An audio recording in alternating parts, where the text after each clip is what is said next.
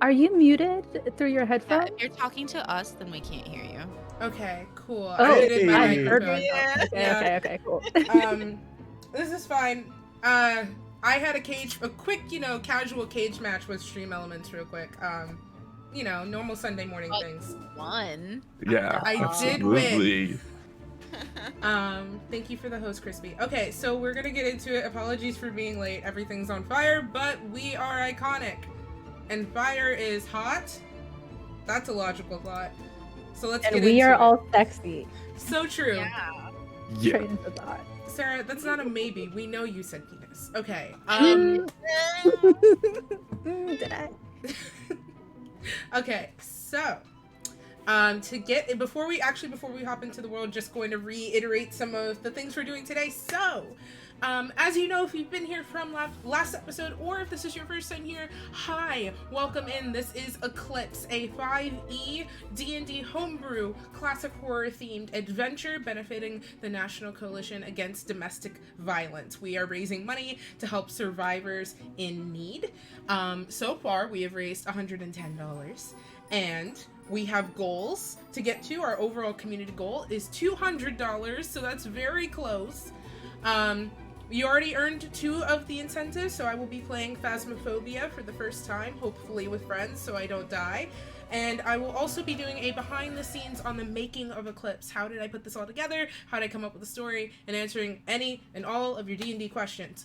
Our last big incentive is to have me play my first ever Resident Evil game, which would be Resident Evil Village in full Lady Domitresque cosplay. So, just saying, if you want to hit that 200 though. For personal reasons, I am invested in us making this goal. You know what? That's fair. Okay. Let's get into a quick recap. So, our adventurers, Malcyra, Young Me, Jade, and Dimble, all received a somewhat mandatory quest from their guild, the Hand. The Hand is a sort of long-rooted guild in many different facets in Marin, which is an up-and-coming territory that broke off from its motherland, so it's trying to establish itself. Alec Grimm, who was their leader, set an ultimatum. All of them, in one way or another, have either disappointed or upset him. And so it's come to a very specific point. You complete this quest, and I'll consider things even. You don't complete this quest, I'm throwing you out. So all of our adventurers decided to take up the quest, each for their own reasons, and head out to Westham, which is a horrible place, all things considered. Really nothing going for it. They arrived on the heels of dawn, looking down over this village kind of built upon the slopes of various hills. And it was almost beautiful coming in, and then there was the mud.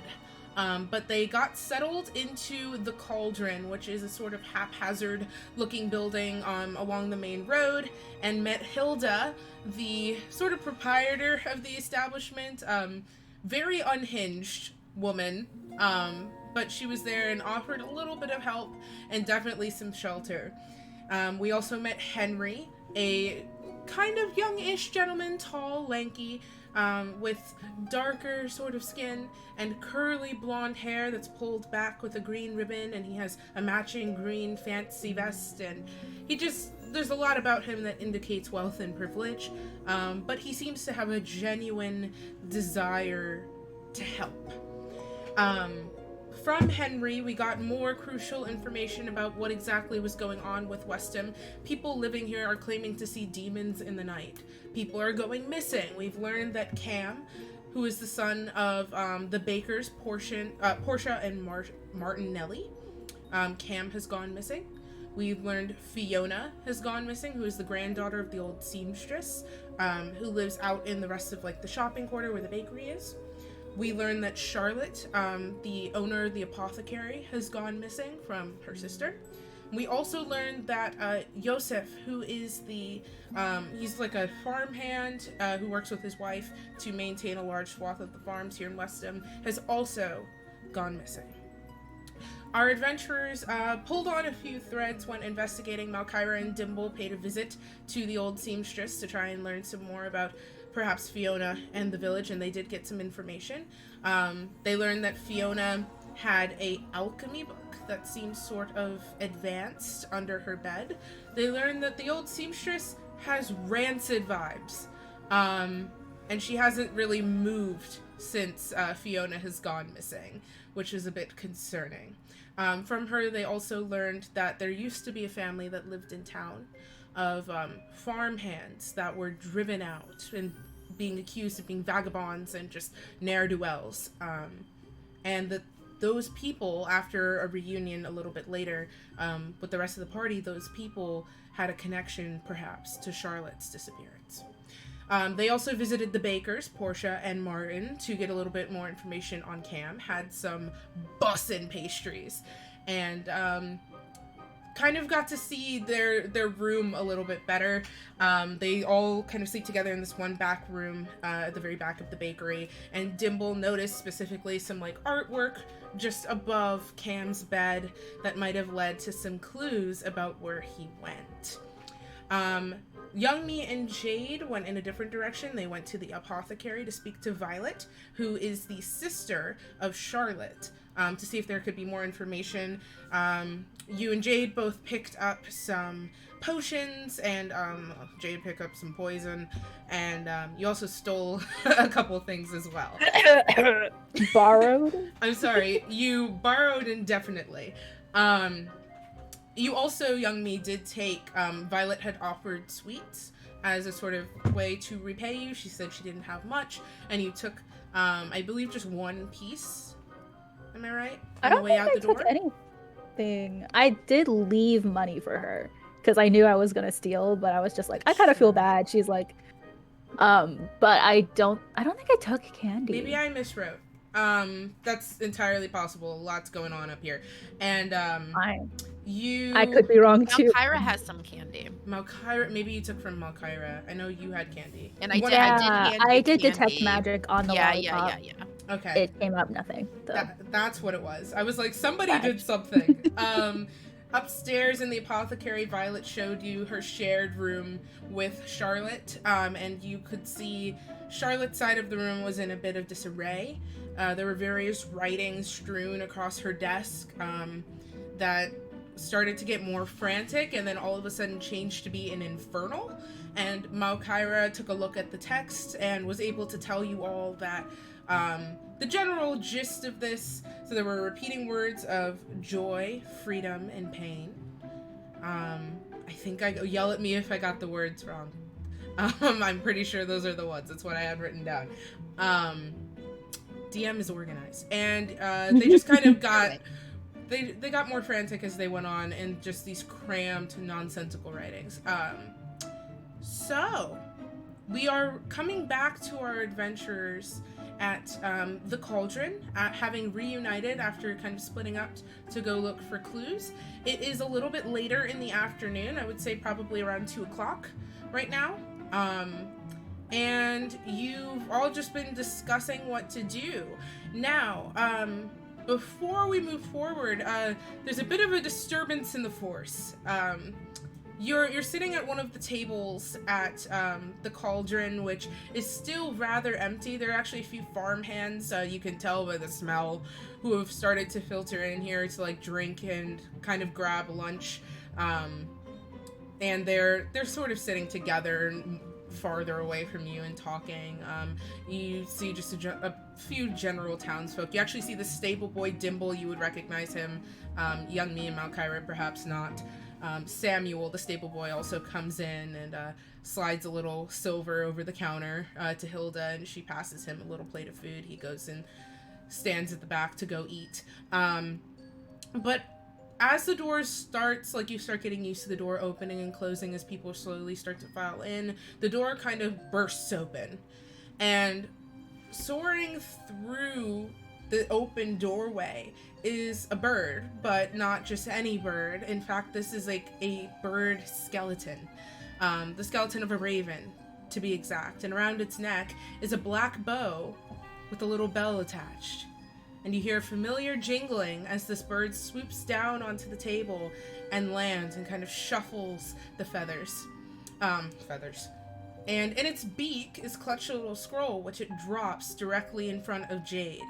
And you see her kind of squint at you all, like she's a bit unsure of what's happening, but she scoops up the scroll, opens it, and her expression hardens. She rolls it back up and messily ties the bow back on and stands. I have to go. I'll be back soon. It's a job.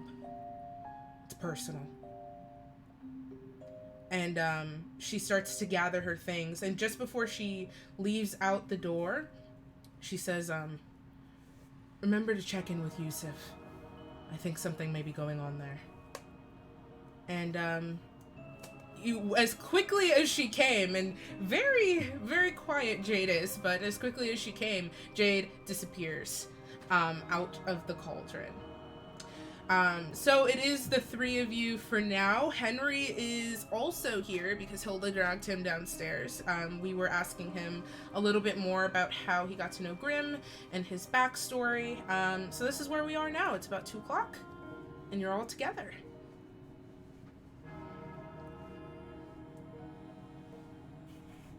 DM, really quick.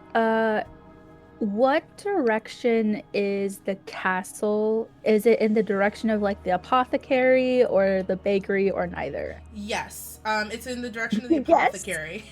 Okay. Listen. The castle is everywhere. The castle is... Everything is castle. You know, maybe the real castle is the friends we meet along the way. Yes. So there's this main thoroughfare that goes all the way down through the center of the village and then kind of curls up towards the forest that starts to gather at the back half. And along this main road, further down from where you are, is the apothecary. And you can see the spires of this castle further in the woods. Like if you followed the main road just ahead into the trees, then you would be able to probably find it. Okay. All right, then Youngmi is gonna probably pipe up and be like, I think it'll probably be good for all of us to go to Camilla, correct? Yeah, I guess we could go that way. I agree. All right. Well, it's settled, and Youngmi will start to kind of walk toward the door. Okay. So you are you all just gonna go straight for the farm then? Yeah, but I also this is unimportant, but I want to do it so bad. Can I get an insight check to see if people are enjoying the food? Sure. Yeah. Okay. What do you mean this is unimportant? This is crucial. Clearly. All right. A 15. Okay, so with the 15, you don't see anyone looking particularly repulsed, but everybody seems to be taking their sweet time eating the meals. So Can I infer that this is like the cheapest place to get food? Yeah. Okay. All right, that makes more sense. Because I'm like, the bakery was busted, so like, why would they come here? Why don't we trust the bakery? but you don't even... Yeah. I think I still have a croissant in my backpack. You do have a croissant. Awesome. Okay, so... Because Youngmi did pay Hilda to just never offer us You food. did. You did. She was just like, Oh, I don't trust the look of this place.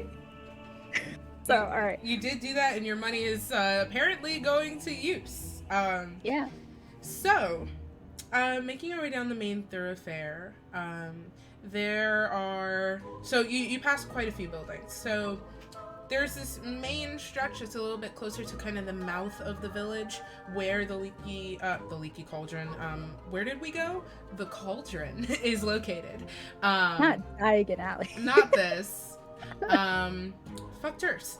And we proceed deeper into the village. So there is like this smaller kind of like dark wooden building. To put it less politely, it looks like a little shack.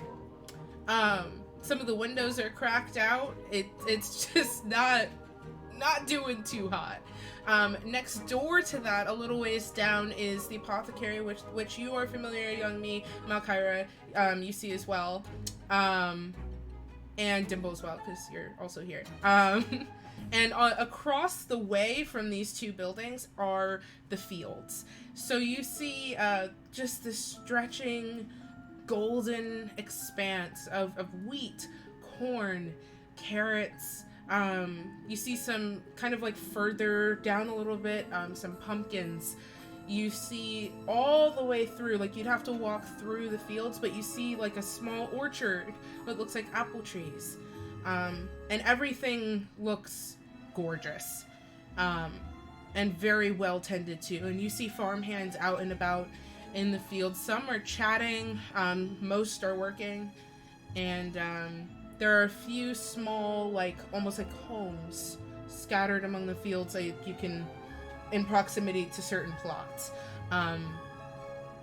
Outside of, there's like one house in particular that's a little bit larger, and outside of this home, you see two people arguing. You see a woman in like dark blue, like a dark blue vest almost over a white blouse and like deeply stained pants, and some thick leather boots that look almost a little bit too big for her. And she's got these thick gloves kind of pulled on over her hands, and you see dirt staining her arms and her face. And she's got her hair pulled back into this wispy bun, and it's like dark brown shot through with streaks of silver and white. And she looks like she is handing it out to this scrawny, blonde, kind of a younger looking, like probably late teens, early 20s. This little scraggly kind of farmer who's got his hands clutched to a rake, and he has a red bandana tied kind of firmly around his neck, and they're going back and forth, and you can actually hear them before you see them. No one else seems to be really paying the argument any mind, or you see a few people kind of like looking up, trying to gauge what's happening, a little bit more interested in the gossip than their work. But this seems to be very personal. Can we understand what the argument is about? Like, what do we hear? From where you are, I mean, there's like only a certain distance you can get before it's like, oh, there are people standing right here, you know what I mean? But from where you are, it seems like the woman keeps gesturing at the fields, and back at him. It seems like something's gone wrong in the tending. Okay. Young me is going to kind of just like do that thing where when you're approaching this like kind of awkward moment, you just sort of like stand there and wait. So she's just gonna stand in silence, like. Malcyra sees her approach and goes to try to interrupt those fighting. Okay. You both heads like kind of snap up to you, and the guy has like particularly wide eyes, and the woman just looks kind of annoyed. And she speaks up first. Can I help you?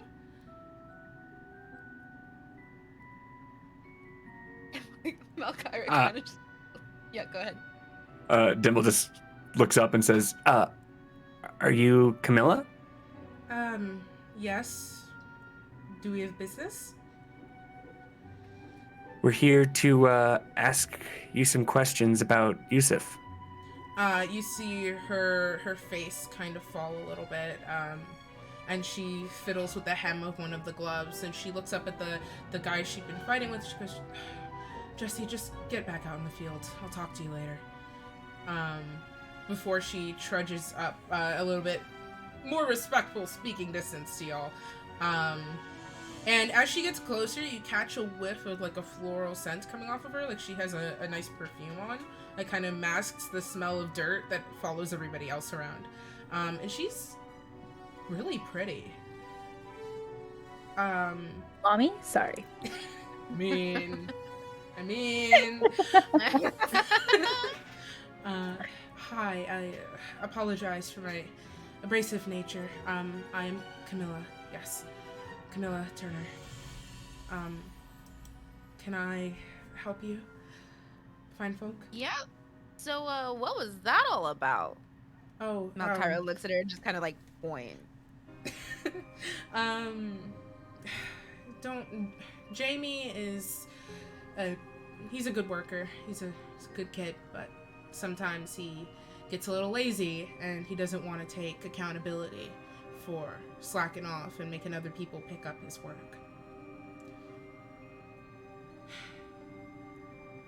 It must be hard with Yosef gone for everybody else to kind of pick up that slack, huh?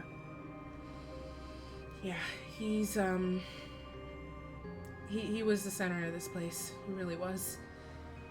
Everybody would look at him, and even when you were tired and you felt like your back was gonna snap, you'd look at him and he'd still be working for the day well into the night, and it would just inspire you, you know? It's just a real good man. How can I, what can I provide to make this easier for you? We were just wondering how he was acting, anything that seemed out of the ordinary leading up to his disappearance. Well, I don't think he was acting particularly strange. It was pretty simple. We acquired this farm. We came over from Furia on a boat with most other people. We heard that Westham had some land available. We decided to try our luck outside the city, maybe make a little bit more of a living in an up and coming place. And he had always been. He has the need to do something with his hands. He could never really sit still all that much, and so at first I was tending to our finances, trying to get the word out to local vendors that we would also be growing new crop, and he would stay out day in, day out, just trying to get us started. Just before he disappeared, he was working late as well. I remember he hadn't come in for dinner. I made soup, his favorite, and I went out to go look for him, and there was no sign of him. None of the other workers had seen him either, and I thought maybe he'd just fallen asleep in the corn or something silly that we could laugh off, but days started passing and no one seen him. Soup was his favorite? Beef stew, to be specific. I use the crop we grow to make most of our meals. Do you not like soup? I like soup, but your favorite?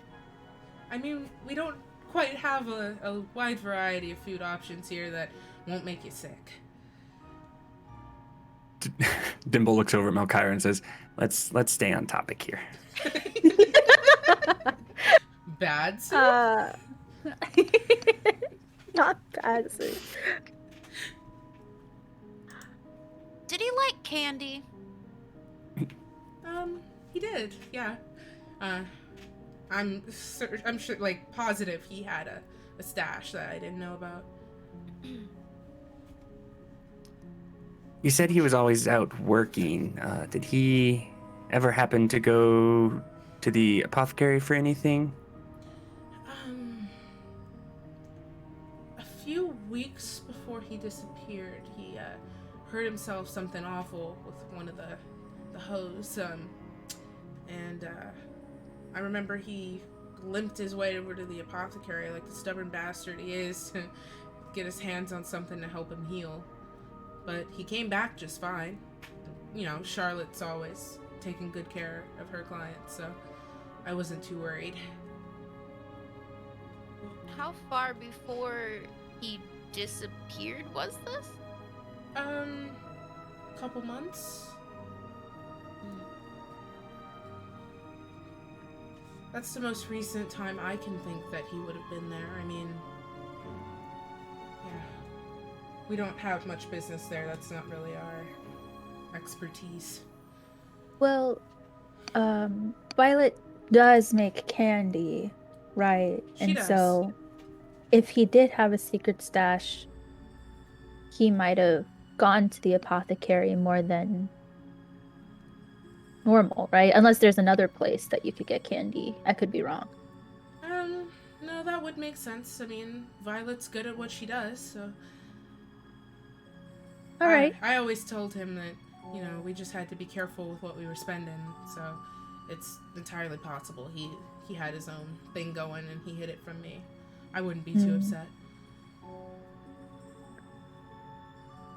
I know this might sound intrusive, but do you mind if we take a look around? Maybe in Yusuf's room? Sure, yes. Just follow me. And she takes sort of erratic steps over to the house, like she's trying to, you see her kind of physically try to rein in her emotions. And she pushes in the door and kind of like sweeps her arm in for you to walk in first. The home is rather large compared to the other places that you've been so far, especially for just this being the sole purpose of a residential building. There's a fireplace somewhat near the door, like a hardy stone, with the chimney kind of reaching upwards. It looks like it's been freshly cleaned. It's not burning at the moment, but it's looks pretty well set up. There's some wooden boards that look freshly swept, an empty table with 2 chairs, at the sort of back end of the home, this is all like open, there's no real room divides. At the back end of the home, you see a large bed with royal blue covering over it, and a couple pillows. You see a chest at the foot of the bed, and then on the opposite wall from the bed, so if the bed is here, just like back here, there's like a small rudimentary kitchen set up with like a wood-burning stove, a basin for water, with a pump as well indoors, not out, and a window. And you actually can see the window has been smashed in, like where there's panes on it that are separated, like the bottom corner of it has been smashed in. Dimble turns to Camilla and says, "What happened to that window?" Oh, it's sort of embarrassing. Some of the local kids were playing a game and threw a ball through the window. And we see how truthful that statement is. Yeah. Hey, Can go I- ahead and roll All that. right. Nah, I don't trust Go. that one. 21. Okay. 14. All right. 3. Well, starting Those darn with kids. Malcyra.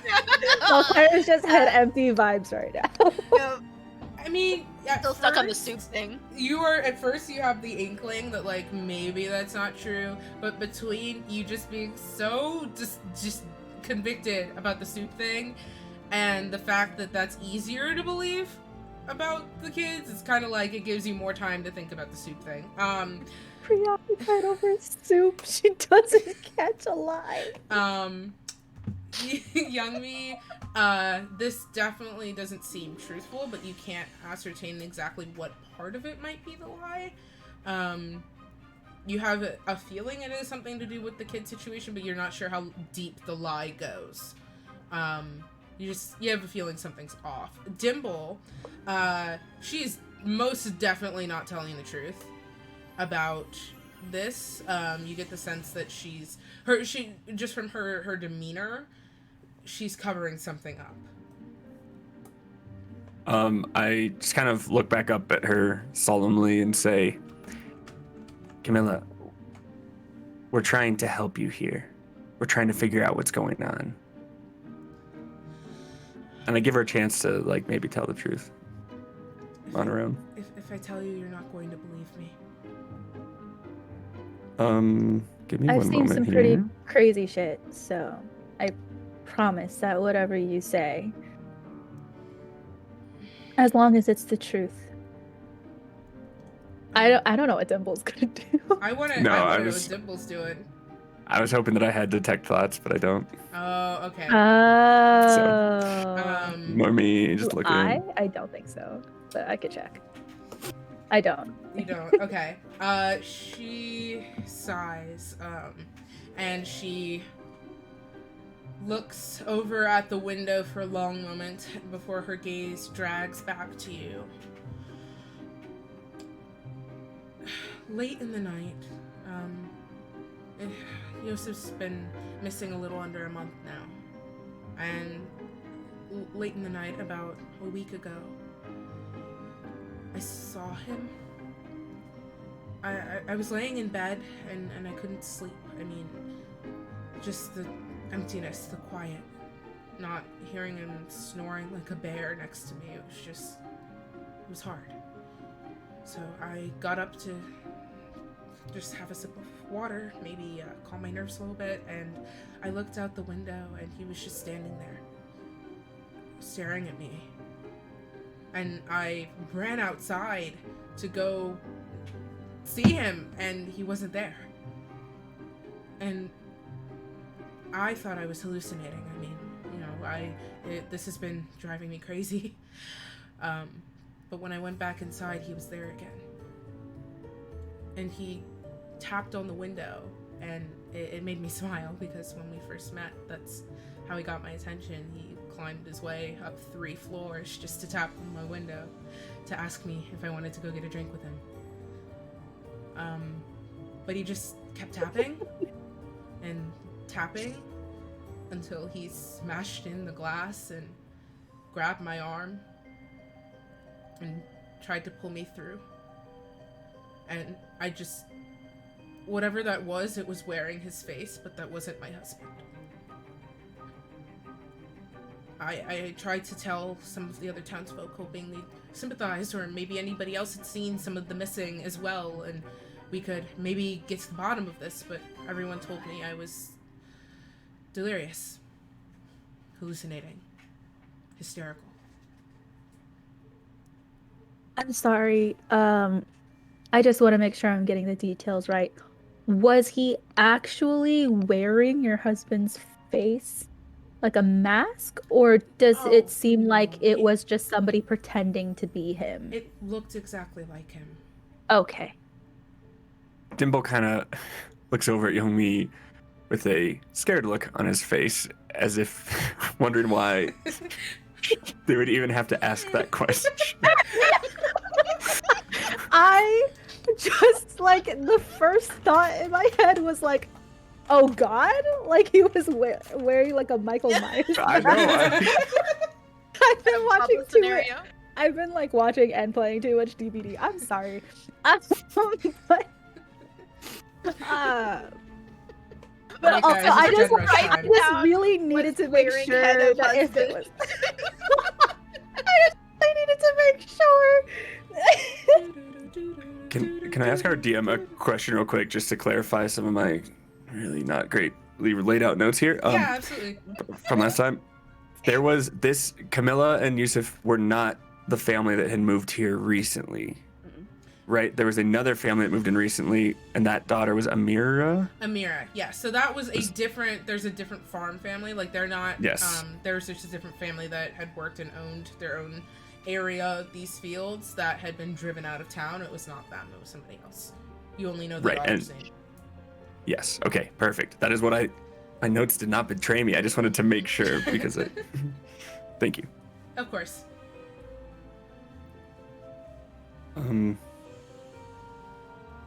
So- Who did you tell that didn't believe you? Well, I paid a visit to Ileana, the seamstress. I'm not sure if you've met her. I've been- Grandma. Sorry, just clarifying. It's the grandma. Yes, Okay. the grandma. Alright. God, I hate the grandma so much. You're telling me. I paid her. Did we end up feeding the grandma? Sorry. Yes. Yeah, I'm we sorry. gave her My brain. part of You the gave her some of your croissant. croissant. I was like, here you Yeah. go. And All then right, I apologize. The whole Anything interaction was so spooky? cursed. I'm sorry. Um, And it wasn't it was even there. truly something Alright. special. So you, yeah, so that's who that was in reference to. I paid her a visit. Fiona, I had the pleasure of meeting her rather briefly once, and hearing about her through other people, and I was hoping that if anyone would understand, it might be her, but she told me that, well, she said some rather terrible things to me, and I elected not to go back there. I spoke with Sabine, who was more of a comfort, but she didn't quite give me what I was looking for either, and to be honest, I'm not sure what I'm looking for. Maybe just my husband back. And Sabine didn't seem as dismissive as the seamstress. No, she's the kind of person that she's almost like a grandmother to the whole village. Genuinely just a really sweet woman. And I don't think she sympathizes well because her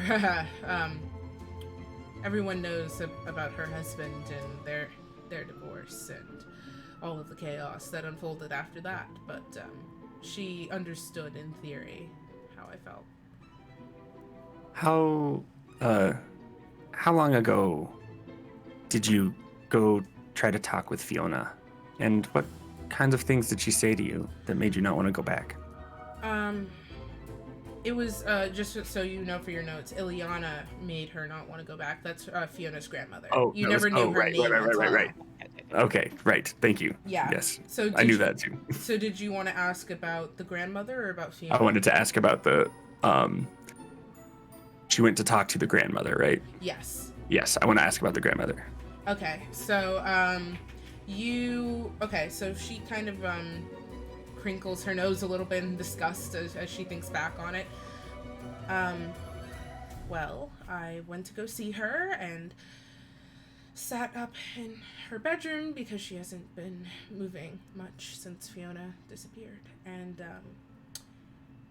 well, to put it this way, she told me I was hysterical, that I was so involved in chasing after something as foolish as love that I imagined the return of my husband. I wasn't cut out to manage my farm on my own. Eventually, everything I had worked for would crash, and I would go back to Furia and have nothing left to my name. And you see her kind of do one of those laughs that has no humor to it, and it's a little bit kind of gross. It makes like a little bit of a wet sound as she starts to cry a little. And she told me that perhaps if I had the ability to bear children, that maybe my life would be more fulfilled. So, a whole host of unpleasantries. And she kind of gingerly dabs at her eyes a little bit, and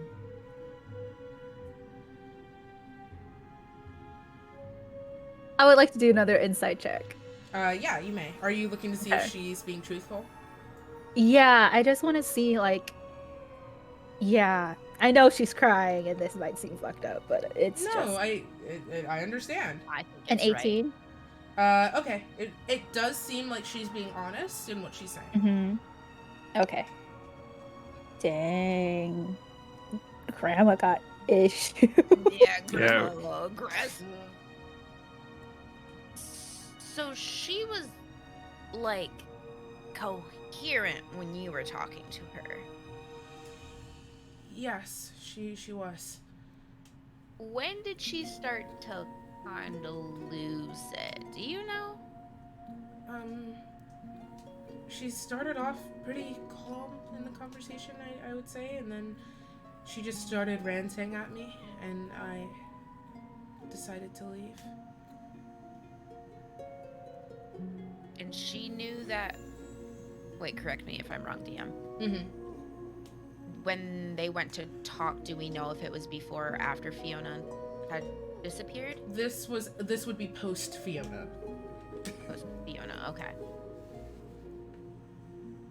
Hmm. Okay.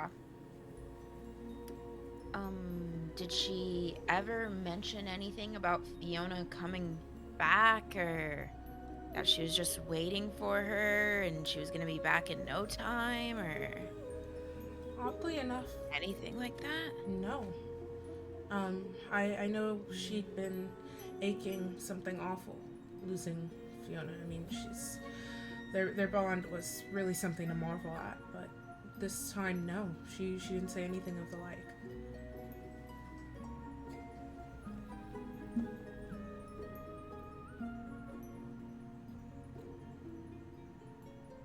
Dimble kind of. Sorry, I forget. Did you guys did mention to Young Me that the window at Grandma's house was broken, right?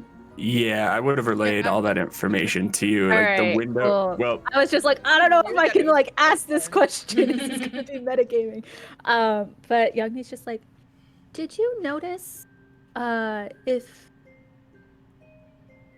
anything else seemed out of the ordinary at her house? Like, cause the last time my associates went to her house earlier today, the window was broken at her place as well. We broke. well, that we Well, we, we they broke. broke the Oh, window. you broke However- the window. However, Oh, never mind. I like that never however, happened. no. So inside though, and this is information while we were sitting there trying to make a decision, I would have relayed to you. We did see what looked like it could have been like signs of struggle around on the first floor. Oh, So there, okay. but there was we. Well, I didn't. Tibble didn't. But somebody broke the window. Who's to say? The wind. Broken by association. All right. So editing of the question would be more like, did you notice anything strange about the house other than Fiona's grandmother being like a weirdo, a massive weirdo? Such a weirdo. Okay, hold on one second. Let me check. That is Weirdo derogatory. Derogatory. Okay. She kind of sniffles a little bit and wipes away the last of those tears. I wasn't paying much attention to it at first. When I got there, I was very caught up in my emotions, but I do recall looking back. The parlor was a bit of a mess. The furniture was kind of just strewn about everywhere. The kitchen smelled like horrid, to put it nicely. Like what? Horrid. Just Oh, disgusting. horrid. Okay. But I didn't really hold her to that, considering the great grief she must be going through. I'm just trying to be gracious with her. I'm sure this is all just her trying to process her granddaughter being missing. Well, to your credit, you are also going through grief. So that's no excuse for her behavior to you. Right. Thank you. She kind of like shakily pulls out one of the chairs at her little table, and then she goes to sit, and she seems to think better of it. Can I get you something to drink, perhaps to eat? We have fresh apples. I've just begun baking a loaf of bread. If you'd like to have some, anything at all I could offer.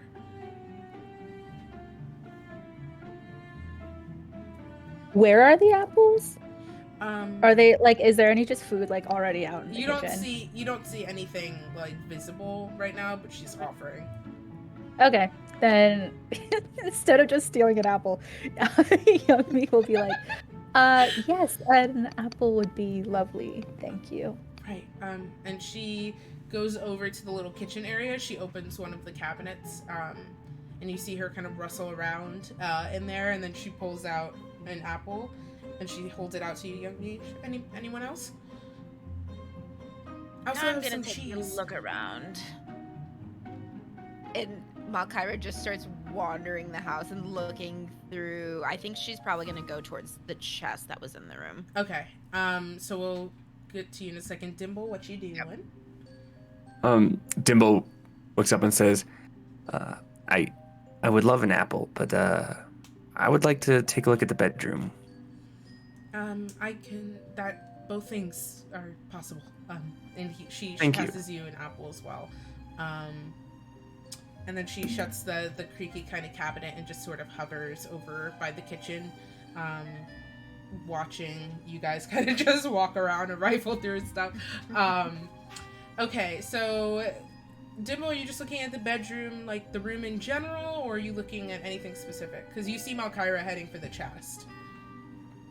Yeah, so with the bedroom, I guess I want to look like around their bed and under their bed and just see if there's anywhere that looks like things could be hidden away. Okay, absolutely. So go ahead and roll me an investigation check, but hold on to the number. I'll ask you for it in a second. Malcyra, you are able, the chest has no lock.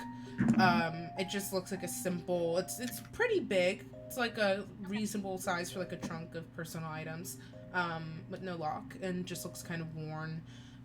There's a few spots where some of the wood is a little bit splintered, some of the metalwork is kind of dented in, like it's seen travel. But you're able to flip up the latch and then creak open the heavy lid.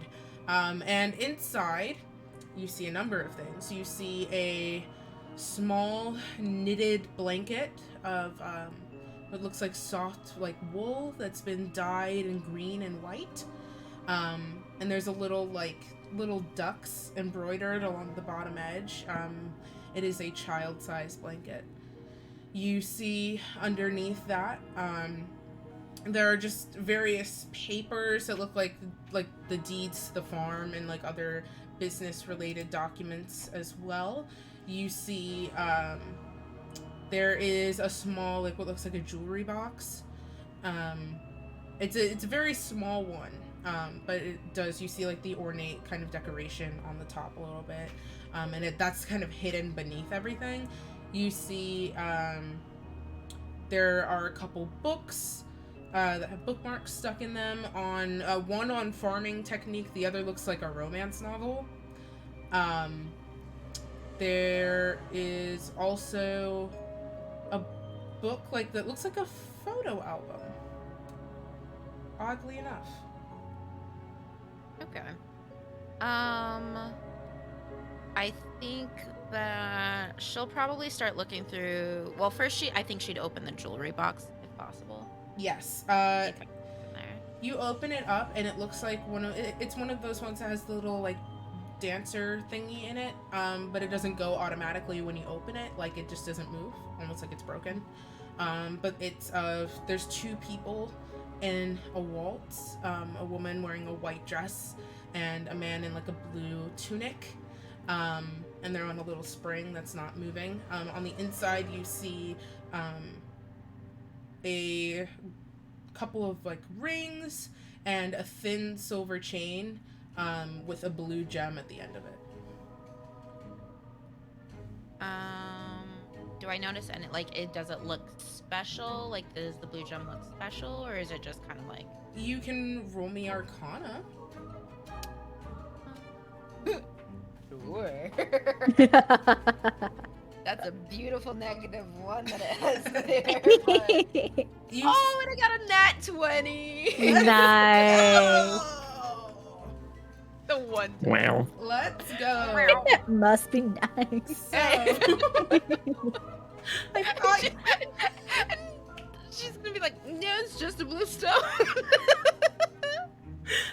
I thought you said you rolled a -1 because of your modifier. No. My that would modifier be is hilarious. -1. Okay, so a 19 total. Yes. Okay. This is the most powerful artifact in all of Faerun. Yeah. Just this random farmer's jewelry box with that -1 Arcana. You Looking at it, you can see that there are actually like little arcane symbols like etched very finely into some of the planes of the gem, and as well like there's like a little piece of silver that's attached to the chain that like holds the gem, kind of like that. And on that you see those etchings as well. um you are vaguely familiar with what they do.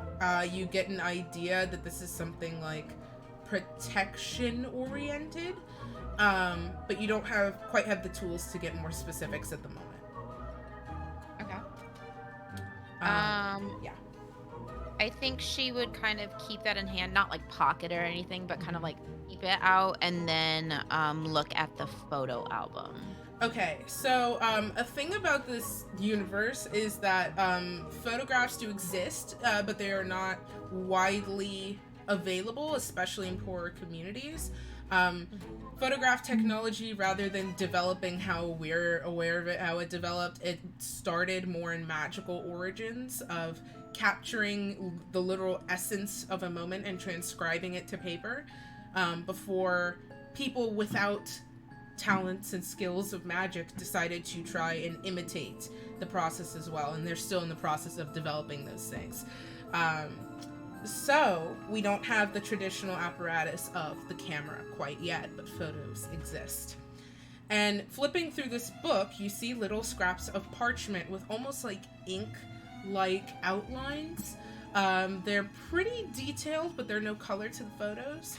And you see partially what looks like a wedding album. Like there's photos of what you assume to be Yosef and Camilla on their wedding day. You see them cutting into a cake with a rather fancy backdrop behind them. You see the two of them standing in a meadow under an arch covered with flowers. You also see a photo of Camilla sitting on a bed. And she's holding that blanket that you just saw in the chest. You see as well that there are just other like smaller photos of moments. Like you see them, one of the two of them holding up the deed to the farm. Just small life moments, mostly oriented around the two of them. Okay. I would say she probably, in a Malcyra fashion, she kind of just like scoops everything up into her arms. Like she has the photo book, she has the blanket, she has the jewelry box, and like the chain kind of like hanging off with the jewel. And though she kind of has somewhat answers, she looks at her and she goes, "What is all of this? Why do you have a kid's blanket and like, yeah, I get it, you got married, and then like magic stuff?" Uh, I get it. You got married. well,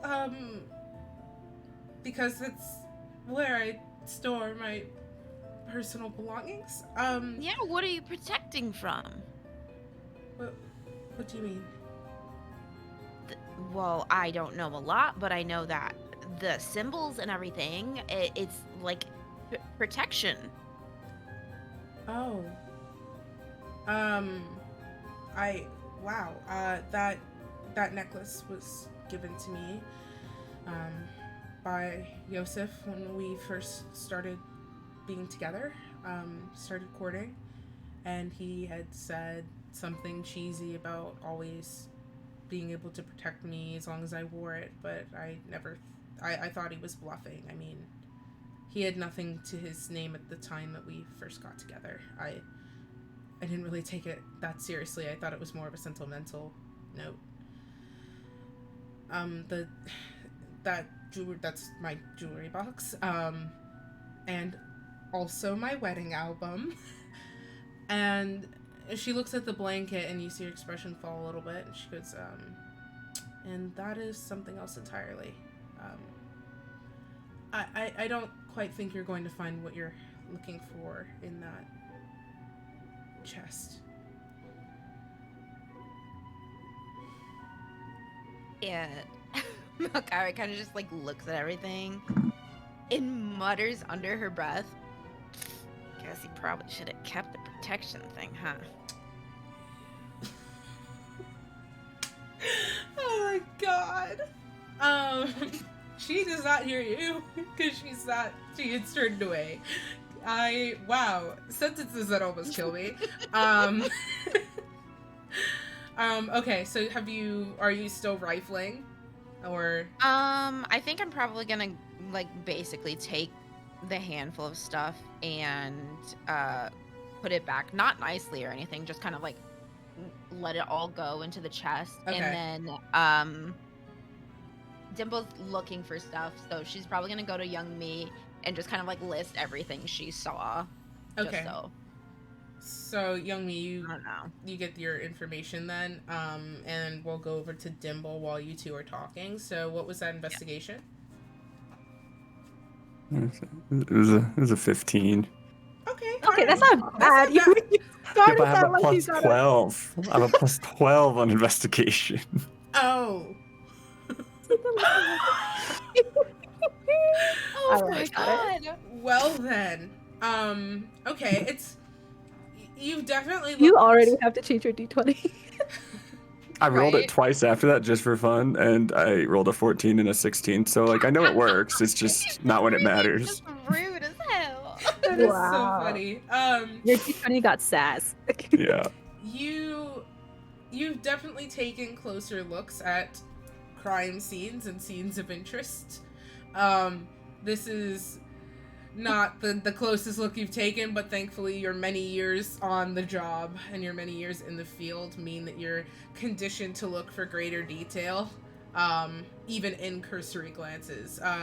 You do catch a few things. There is just under the window a small pile of dirt. Like it looks like it fell off of something, like it's literally just a tiny little, almost perfect pile.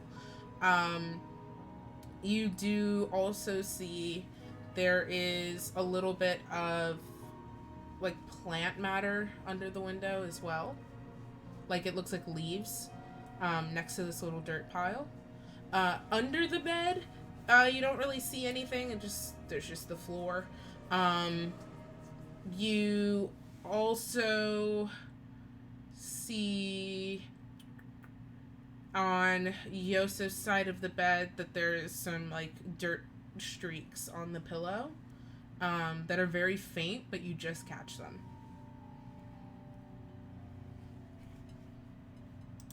Am I able to tell, like, you said there's like some plant matter? Am I able to tell what it's from, like what type of plant? Like it comes from like a big tree that would be in a forest, or more like a bush that could be, lining the road or something like that? Roll me nature.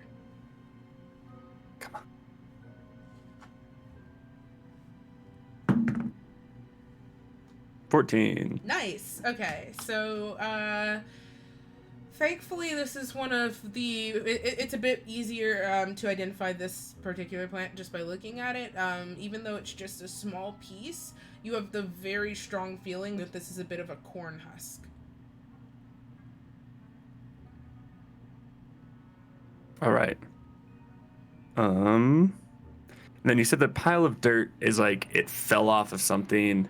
Can I go take a closer look at the window Yeah. and to see if it looks like it's broken or if there was like any forced entry or anything like that? So the window does look broken by force.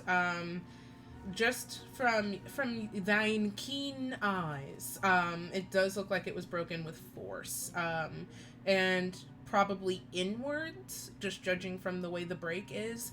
But the glass has been long since cleaned up. And you do see some of that dirt kind of smudged on the window, like around the break as well. And like on the glass. All right. Okay, so I actually like pick up the piece of corn husk, and I head back out, and I look over at Camilla, and I didn't even put the apple in the. I've been like just kind of chomping on the apple the whole time, I come back out and I take a bite of apple and I say, well, Camilla, the window in your bedroom is broken. And I found dirt in there. Right. Can you tell me about that?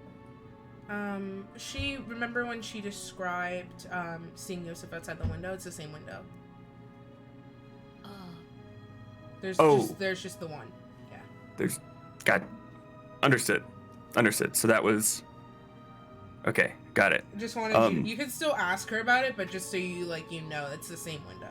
Same window. No, that's perfect. Then I hold up the piece of corn husk, and I say, "Do you grow corn here, or which of the farms here grows corn?" Oh, we do now. There was a neighboring family that used to manage the corn plot, but we relocated it after they left town. So it's under our wing now.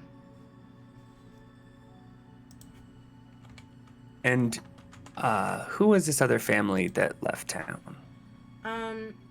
They weren't here for quite long, but they were a good, hard-working family, I would say. Hold on. Oh, wow. That's my notes freaking out. I wish you could see my screen right now. This is hilarious. Everything's at 100 font. Wow. Cool. Just We shall be seen. Just when I said I wanted to perceive things, this is not what I meant. Like, let us help. I can't. Not this. This your notes are like, can you see now? My notes are literally like, hey, Is this what you wanted? we heard you needed to see. Let me help you with that, bestie. That would be the Stewart family. That would be Anderson, Lila, and Elmira Stewart.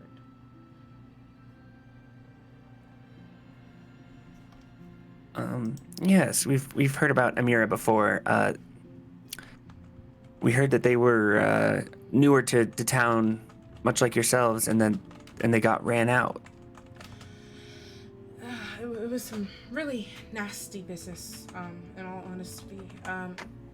They came in a bit after us. We were pretty firmly settled at the time that they passed through. Very similar situation to ours, but they wouldn't say where they came from. They just were very clearly in need of somewhere to go. They bought up one of the plots near ours, and she kind of like shows you out the window. You see the other buildings that are kind of scattered among the plots. So she points to like the next closest one to theirs, and there's like to where you are now, and there's like a little dirt path that kind of curls through the fields to lead to that house. That was their place, and we just kind of shared joint ownership and management of these plots. Anderson was good friends with Yosef. I mean, they were practically inseparable. I used to joke about it with Lila that we had somehow married the same man. Elmira was, she was sweet. A little bit quiet, but sweet, hardworking, willing to, I don't know, put herself out there for others. I was really sad to see them go. That was Elmira? Yes. That last? Okay.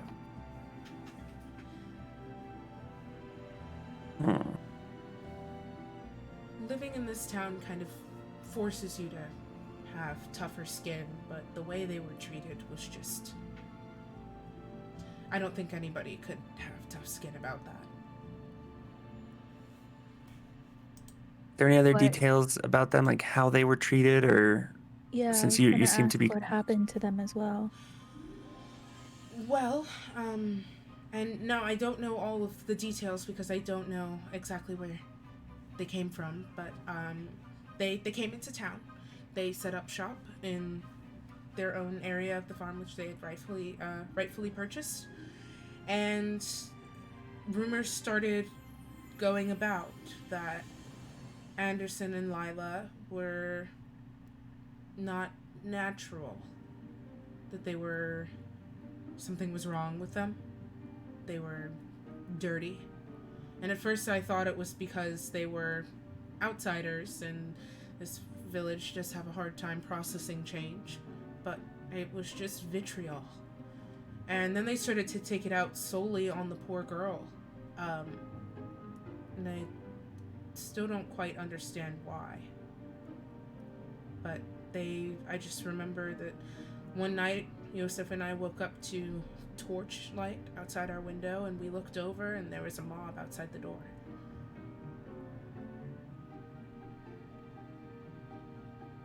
Which house was theirs? She points out the window, so there's a path that cuts through some of the plots. Like, they're very neatly square. So there's a plot a path that runs between the plots over to another house that's relatively close by, and it looks smaller than the one you're in now. Dimble, still talking to Camilla, says, "And I assume no one lives there right now?" No. After they left, no one would move into the place. They claimed it was cursed. And he just looks up and says, "Thanks for the apple," and just proceeds to walk out and go to the other place. To the other place. That's what Malcyra wants to just follow you right at your heels. Just instantly turns and follows him out the door. Youngmi, Dimble, and Malcyra evaporate. Youngmi is gonna kind of like hold back a little bit. And before she leaves, she's going to say, we will find him. I hope he's alive. Perhaps this is forward of me to ask and wrong, but I, quite frankly, have been driving myself up the walls asking this question. What am I gonna do if I don't get him back? Youngmi takes like a very solemn, deep breath, and sort of steel herself and looks Camilla in the eyes with this very like heartbroken expression, and just say, chat. Never Sorry. You know better than this. You have I know. I'm going to just full screen Discord for a second as I like get this out of my system. So she looks at Camilla very heartbrokenly and just say, if he doesn't come back to you, you will be broken. It will hurt, and I wish I could say that the pain will go away eventually, but it never does. You'll eventually find the way to keep going and to try to remember every piece of him possible, but there will be a day where you will lay your head on your pillow at night and realize that you've forgotten to remember him. And it's going to kill you, and you're going to wonder how you could have forgotten somebody whose laugh was like birdsong and whose arms felt like the warmest summer breeze. And you're going to wonder how, if he touched you so deeply, you could forget.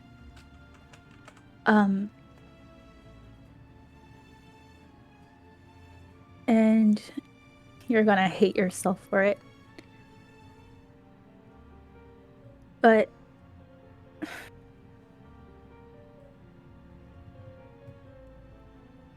you'll realize that life is so much more than just holding on to the pieces of the people that we lost. It's also about passing that love that they gave you on to other people. Because for others, you are the person whose laugh is the best sound in the world and whose arms are sanctuary.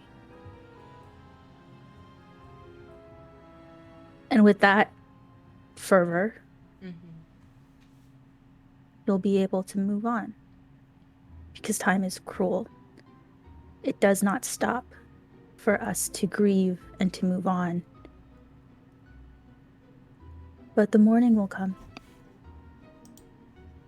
And it'll get better.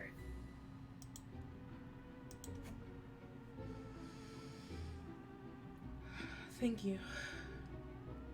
And you see she has like the faint outline of tears streaking down her cheeks. Sorry. No one in this town seems to have a heart. Very few people do, but you do. For a stranger. So, thank you. It doesn't take a stranger to understand. Let's just say that. And Young Mi takes like a very shaky breath in. I understand better than I think that you realize. And she'll turn and leave. Okay. She gives you like a nod of respect before you make your way out the door. Dimble and Malcyra, you will reach the house first. So you walk along this path.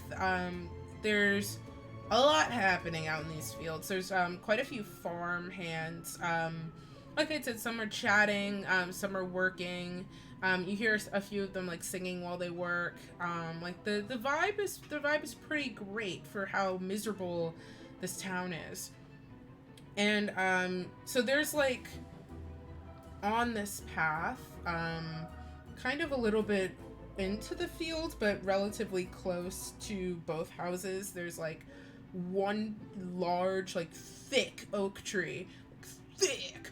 And its roots kind of like slam down and web down into the ground as it grows and twists upwards.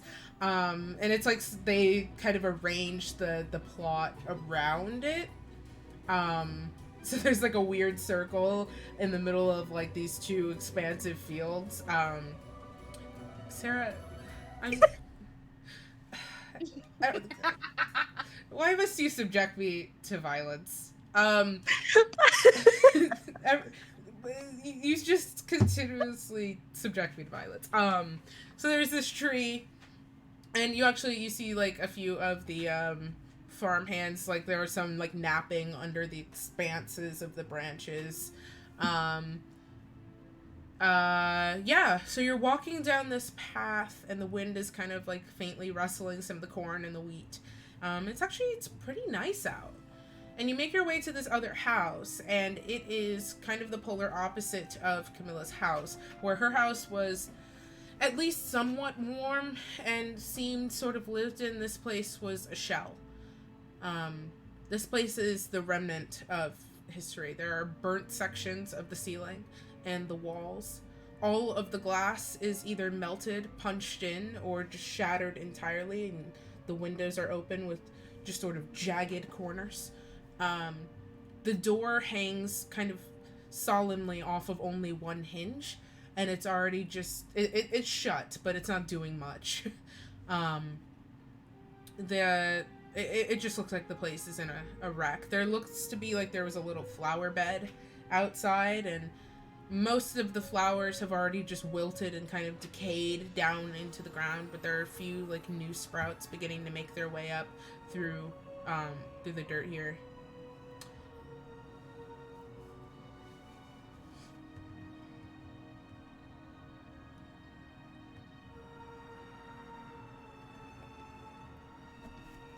Writing notes, one moment. Oh, okay. Yeah, I know, right? I am not looking at you guys, So every time there's No. silence, I'm like, oh no.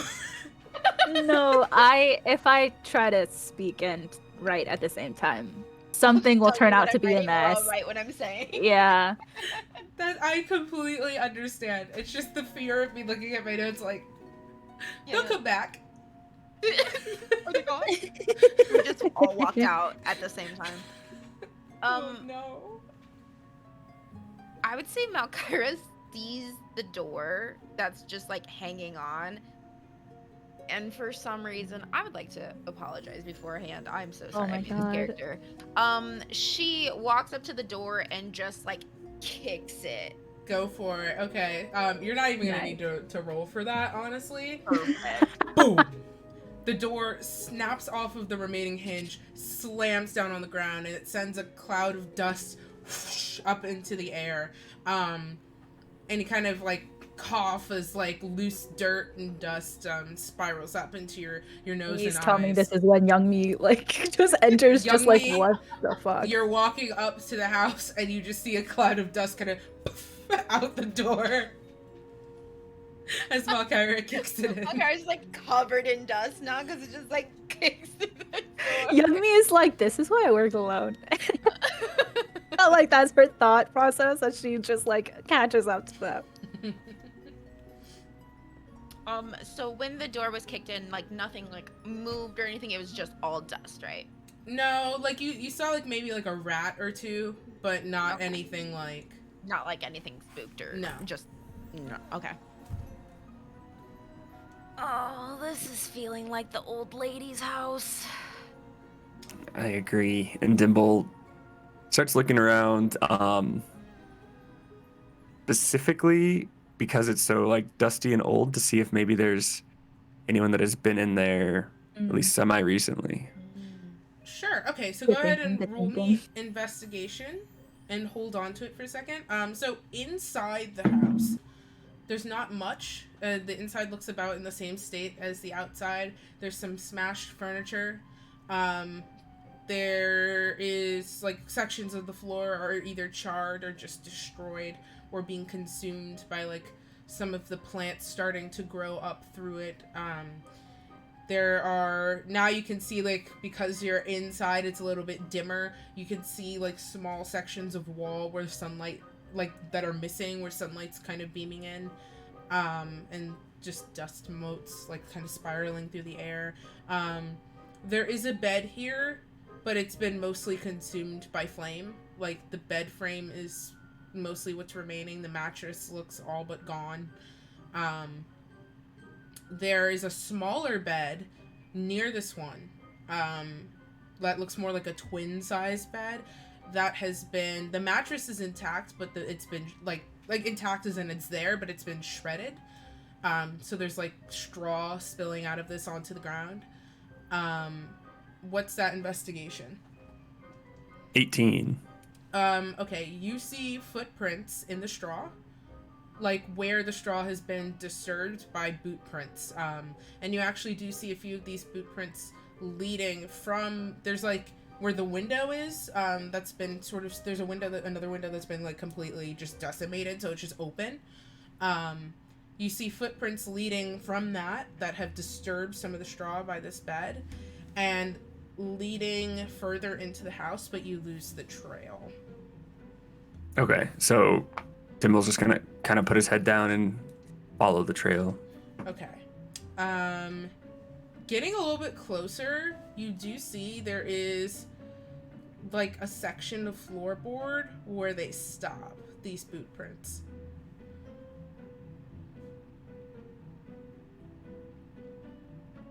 I turn around to Malcyra and only if she's entered the house yet. Yeah. They've entered the house. Okay.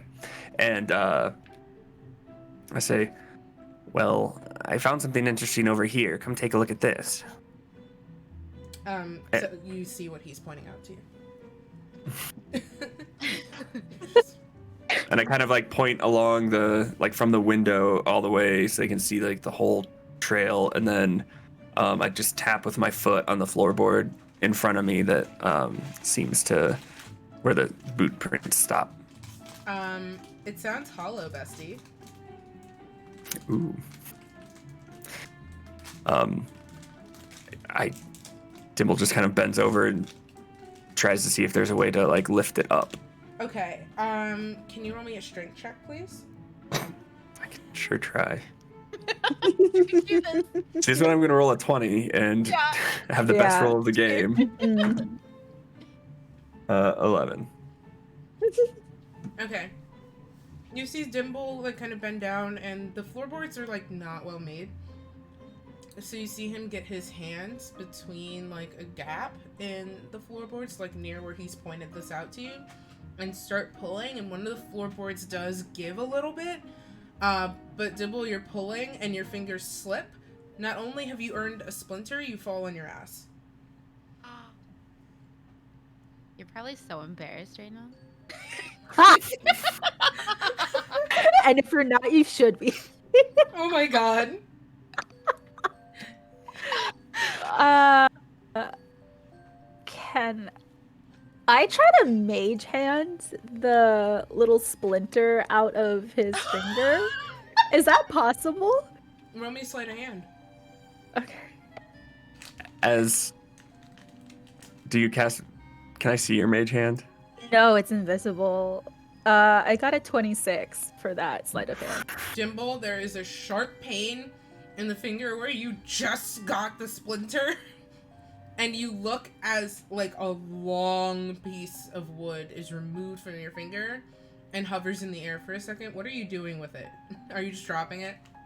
Yeah, I don't know why would I mean, I guess that would be Do really stuff weird. all the Listen, I was hoping you cast it so I could see it. And I was gonna get my mage hand out and smack your mage hand away. Okay, No. battle off. Oh my god, just getting war flashbacks of the last time we've had mage hand battles. there's Anyway, just- I can't. there was macaroni involved. I don't want to talk about it. Anyway, As it always Uh, happens. yeah, Young Me will just like take it out and just toss it, and she won't say anything. I'm guessing by the look on Dimble's face, he's like not particularly like pleased that this happened. So she's just gonna be like, No, Dimble is in fact extremely embarrassed and kind of looks over and without really making eye contact, looks up at Young Me and says, "Thanks," and then just kind of shoves himself up.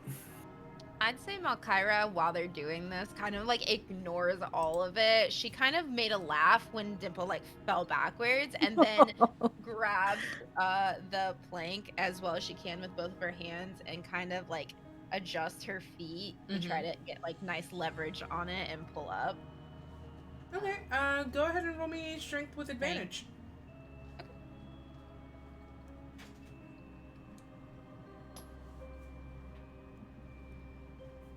Probably not that great. Got a 15. Okay. Learning from what Dimble just did, you adjust your posture and your grip, and you kind of do like a preparatory wiggle, and then you you grab the floorboard and pull up hard. And there is the kind of like splintering of wood as you do get one end of this floorboard up, but it's not enough to really look down in there. But you're making progress. Okay. Oh my god, I should tell you what's in the hole. If you want. No, it'd be fun if I just don't tell you. Yes. You ever just get so absorbed all of in... the secrets of the town in one place. Campaign over, everybody. We solved it. You know, I woke up, and you ever wake up and your brain's like, you know what we're gonna prioritize today? Fruit snack. Instead of, like, coherent thoughts. So, like, Anyway. every day for me? Yeah. So anyway, you look down in, there's, like, a hole. There is no, like, concept of a foundation related to this house. Like, it really is just somebody took floorboards and adjusted them over more floorboards to make the floor of this thing. And, like, probably a particularly aggressive tornado would just lift the whole thing up like Wizard of Oz. So as you rip away these floorboards and you see like that's where the resistance is coming from the shoddy construction, you do see a gap. There's like a small little cubby hole here. And there is a pack of something that smells terrible. Just disgusting. Like wrapped in cloth and tied up with like string. There's a pile of notes that look like they've just been kind of spread out. Like it maybe had at one point have been a pile, but they're sort of scattered. And then there is also like what looks like somebody had dug out in the dirt, like a deeper like kind of depression for something, but whatever was in it is gone.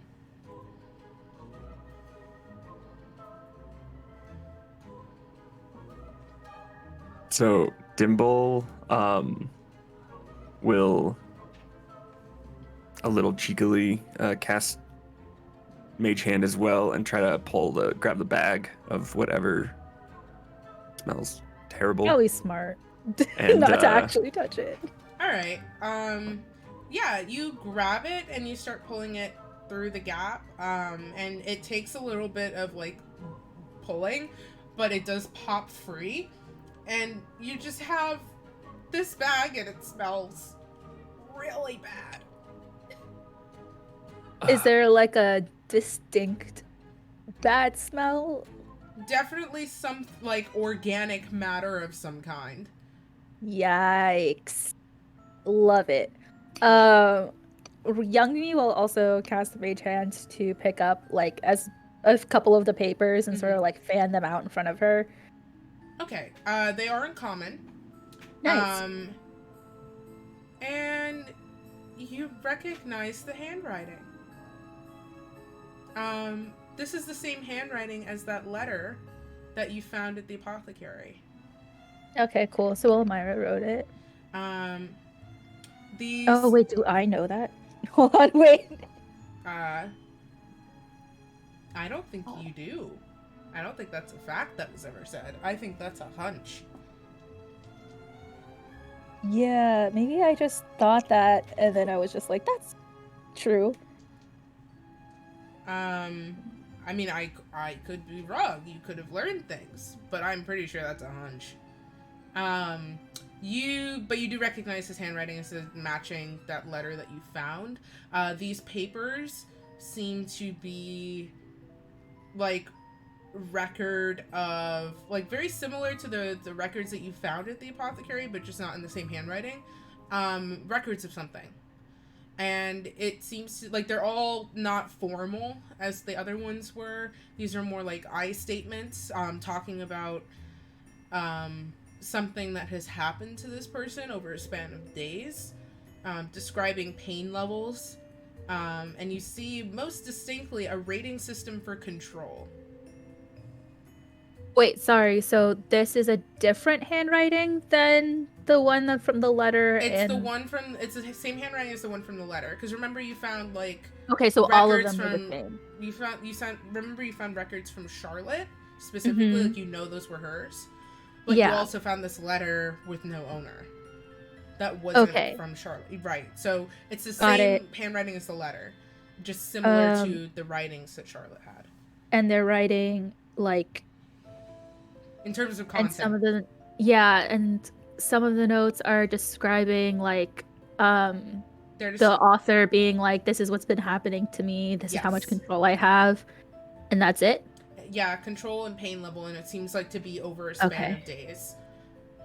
And it does seem like they're referencing themselves. It does. Okay.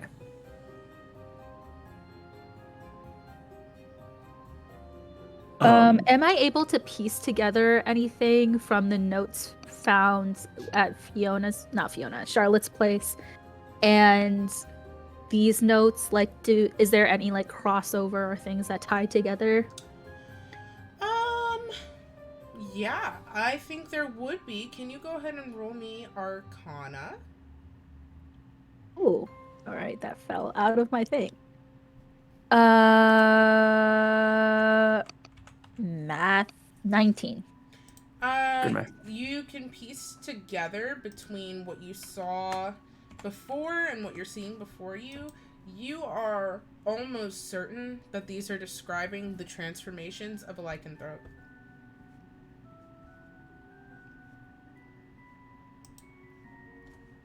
Just in case anybody doesn't know, that's a fancy name for a wolf person. Mm-hmm. Mm-hmm. You are almost positive. Like, I would say 90%. So the author of these notes definitely were going through the effects of lycanthropy. And also Charlotte's notes indicate that she was also going through the effects of lycanthropy. Charlotte's records are of an unknown subject. You're not sure if they're in reference Got it. to herself or somebody else. But these ones are Okay. definitely whoever wrote these ones, so it was definitely self-referential. All right. Cool. Thank you for the clarification. All right. Let's find out what's in the bag. Yeah, well, that's happening. Is there a way to get into the bag with just like one mage hand fiddling around, or do you have to? No, Just dump it. I mean, if you tried to like untie it with one hand, you would have to drop the bag once it was untied. So you could either use your other hand. I'm gonna try to persuade my friend Malcyra to do it for me. Oh my god. Say, a little help here with this? I almost want to persuade back. Oh, nah, she'll probably just do it because she's like, oh, whatever, and just reaches in, because she knows whatever it is, even if it's nasty and like disease, like she's immune to it. So like she just kind of like opens stuff up and like starts tearing and like ripping at it. She's like, I'll be Okay. fine. You Ow. rip open this bag, and you are all hit with a pungent odor of distinctly of death. I'm rolling a constitution save to see if she throws up. Young me, roll it with advantage. Okay. You'll see why in a second. It's a 17. It's fine. It's not pleasant. You're definitely very nauseous, but you don't throw up. Cool. And the reason why is the smell is familiar to you. Inside the bag is a rotting human heart. Mm. Oh, fun. No. I'm just kidding. It is. Imagine she just like, oh, a snack. No. I mean, it would be Snack. okay to put it in perspective for you. Aged heart. It would be like eating a slightly soft apple.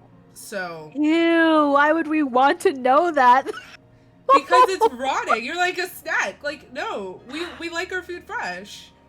Oh, I The thought that you soft- meant the the soft literal apple. texture of biting into the No, heart. I would don't be know what like the apple texture rotten. of Okay. a human heart would be. I don't really want to think about it, you know? I was like, why would who asked for this? Malcyra casts create No. bonfire and starts cooking it. I'm just kidding. No. Yumi goes, ugh, what a waste. No, I'm kidding. I do have one quick question. Sure. Was when I was following the boot prints, based on like how much dust was elsewhere, did I kind of notice about how old they were? Like, you know, within a couple of days, within weeks? You can take a reasonable guess within weeks. Within weeks, okay.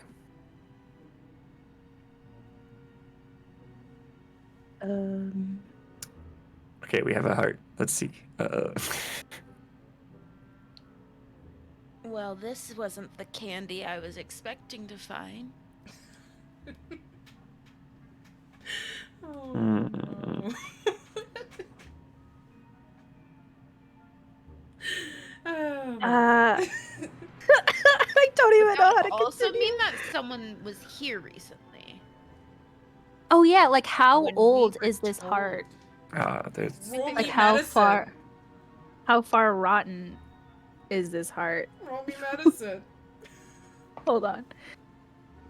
I actually want to assist. Okay, go ahead, roll it with advantage. Okay.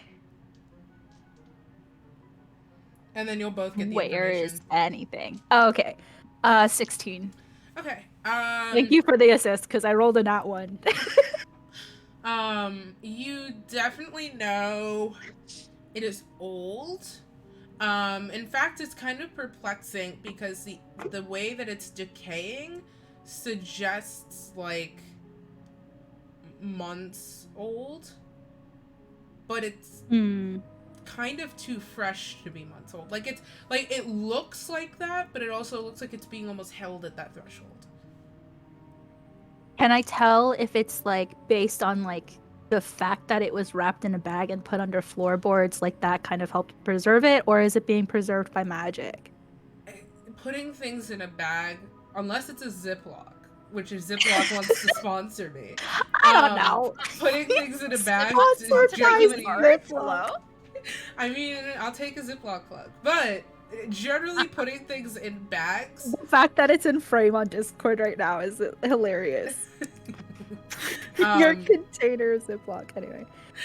In general, it does not help.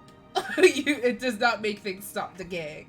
Okay, so you get the so sense something's intervening in the natural decay of this thing. Can I cast Detect Magic on it? Yes, you may. This is the DM checking the notes. Music. I am doing things with the notes. It's fine. Everything's Very familiar with this tune, actually. So. Billboard Top 100 hit. Thank you. You sense necromancy, and you also sense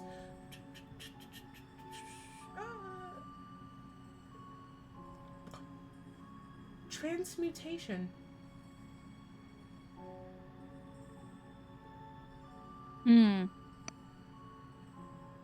That's was less expected. Yeah, I was like, that was less expected than the necromancy thing. Yeah, Youngmi is just gonna look at it extremely like perplexed because she's just like, transmutation. Can I do an Arcana check to see like what could the transmutation thing be? Yeah, sure, go for it. Transmutation? Like Youngmi is mumbling to herself, just like out loud confusion. 15 Arcana. Okay. You get the sense with the detect magic active, and you're looking at it in a little bit more detail. I mean, you don't see anything like carved into it or like any, like it literally just looks like a human heart. But you get the sense that some kind of spell has been stored in this, but you're not quite able to get the specific spell. Whatever spell that it is, though, because it's transmutation, you're able to reasonably guess that some form of interaction with this heart will activate it, and it will have an effect on the person that interacts. Sorry, so I could tell that the usage of this heart is sort of anchoring a spell. It's somebody kind of like a spelled sponge. Like there is a spell attached to it right now. Got it. And the interaction with it in some form, like you're not really sure what that would entail, but you get the sense that interaction with it correctly will activate whatever transmutation-based magic is stored within it. Oh, okay. So it needs to be released from the heart. Yes. Okay. Dimble kind of walks over and sees Youngmi like interacting with his heart and kind of thinking about it, and just kind of pokes them on like the thigh. Says, what can you tell about this? I kind of just like relay all the information from like the detect magic and the Arcana background. And she's just like, I rarely find myself stumped in situations. Normally I just collect information. I don't necessarily have to piece things together or solve anything. So for the first time in a long time, I am a little out of my depth with this. Um, I don't know what this means. Dimble looks at it and says, well, I can try one thing, and casts Dispel Magic. I was too much of a chicken to do that. Okay. Go ahead and roll me that d20. What So if it's what level spell is holding it in there? Like, do I need to cast it at a higher? you can't. Do you have 4th level spell slot for that? Because I do. if you would like to cast it at 4th level or higher, you may. Yeah, let's for each spell with a higher target making the change. Yes, I would like to do it at 4th level. Okay, so you. Okay, yeah, you sense a sort of tension, like a link break. Nothing visibly changes about the heart that you're looking at, but you do sense that you broke whatever it was on it. Okay. So can I tell because like with detect magic it like glows? Has that completely disappeared? All of the magical influence on this thing has disappeared. Was that a good idea to dispel to get rid of it? Well, we'll find out. I I guess we will. Dibble obviously doesn't really know if it was a good idea or not, but in their experience, removing curses, getting rid of the spells is usually what is needed and wanted in those instances. So not much thought went into it. That's fair. Yeah, that's fair. I was also like contemplating. Again, I was too much of a chicken to just do it myself. Young me will kind of just look perplexed at this now vacant, half-rotten human heart and just kind of be like,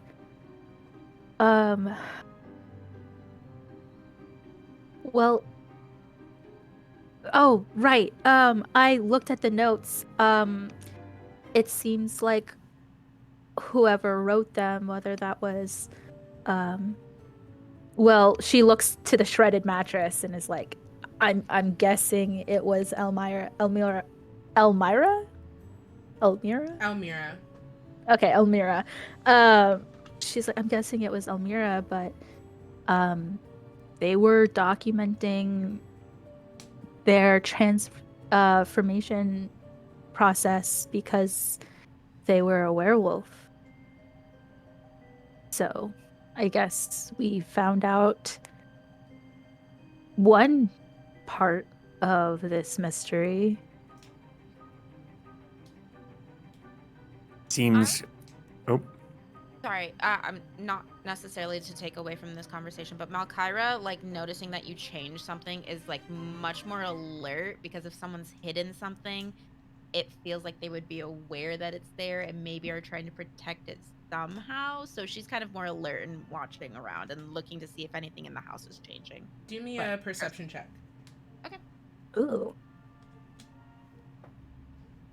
That is a 16? 16? Yes. Okay. With a 16, you do look around and you catch out of the corner of your eye what looks like movement, and you get your first instinct is, oh, the rats again. But Okay. no, not quite. The movement is slightly different. It looks like the shadows themselves move for a moment before they go still.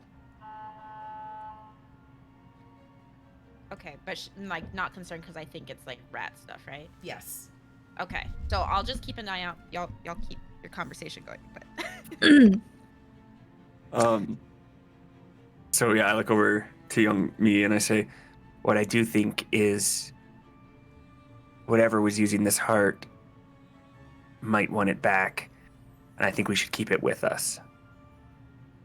and I cast Alarm on the heart, Okay. which will. So you take your spool of there's thread involved. So you kind of rustle around in your pack, and you take out a fine thread of silver wire, and you kind of wind it around the heart, and it doesn't quite go in. It almost floats just above the heart as you're murmuring the necessary words. You take a tiny bell that you keep with you and kind of just faintly ring it, just ever so quietly, over the heart before you put the bell away. Pass your hand over it and murmur the command word, and the silver wire almost tears into it. It fastens hard around it, and there's a faint silver glow around it. You know your spell has activated, although nothing else happens. And I do want to cast it in a way where it just gives me a mental alarm and doesn't do the audible alarm. Noted. Awesome. So yeah, you've cast alarm, and you will receive a mental ping in case something happens. As I do that, I look up at the other two in the party, and I say, if something wants this, we'll know if it comes for us. Alright. Good call. Right. What are you doing with it? May I ask? I actually wanted to see if I could have my mage hand carry it invisibly. The item itself won't be invisible, but your mage hand will be. Right. Yeah.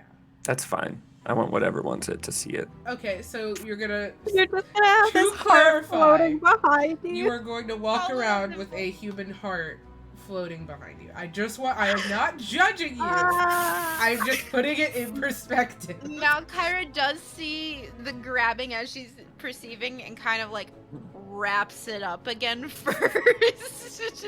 Because she might be out there, but she's not out there. Okay. Yeah. And wraps it back up. So you Dimble's put it- never you been put it one back for in. social norms like that, but yes. You know, Dimble, they're Amazing.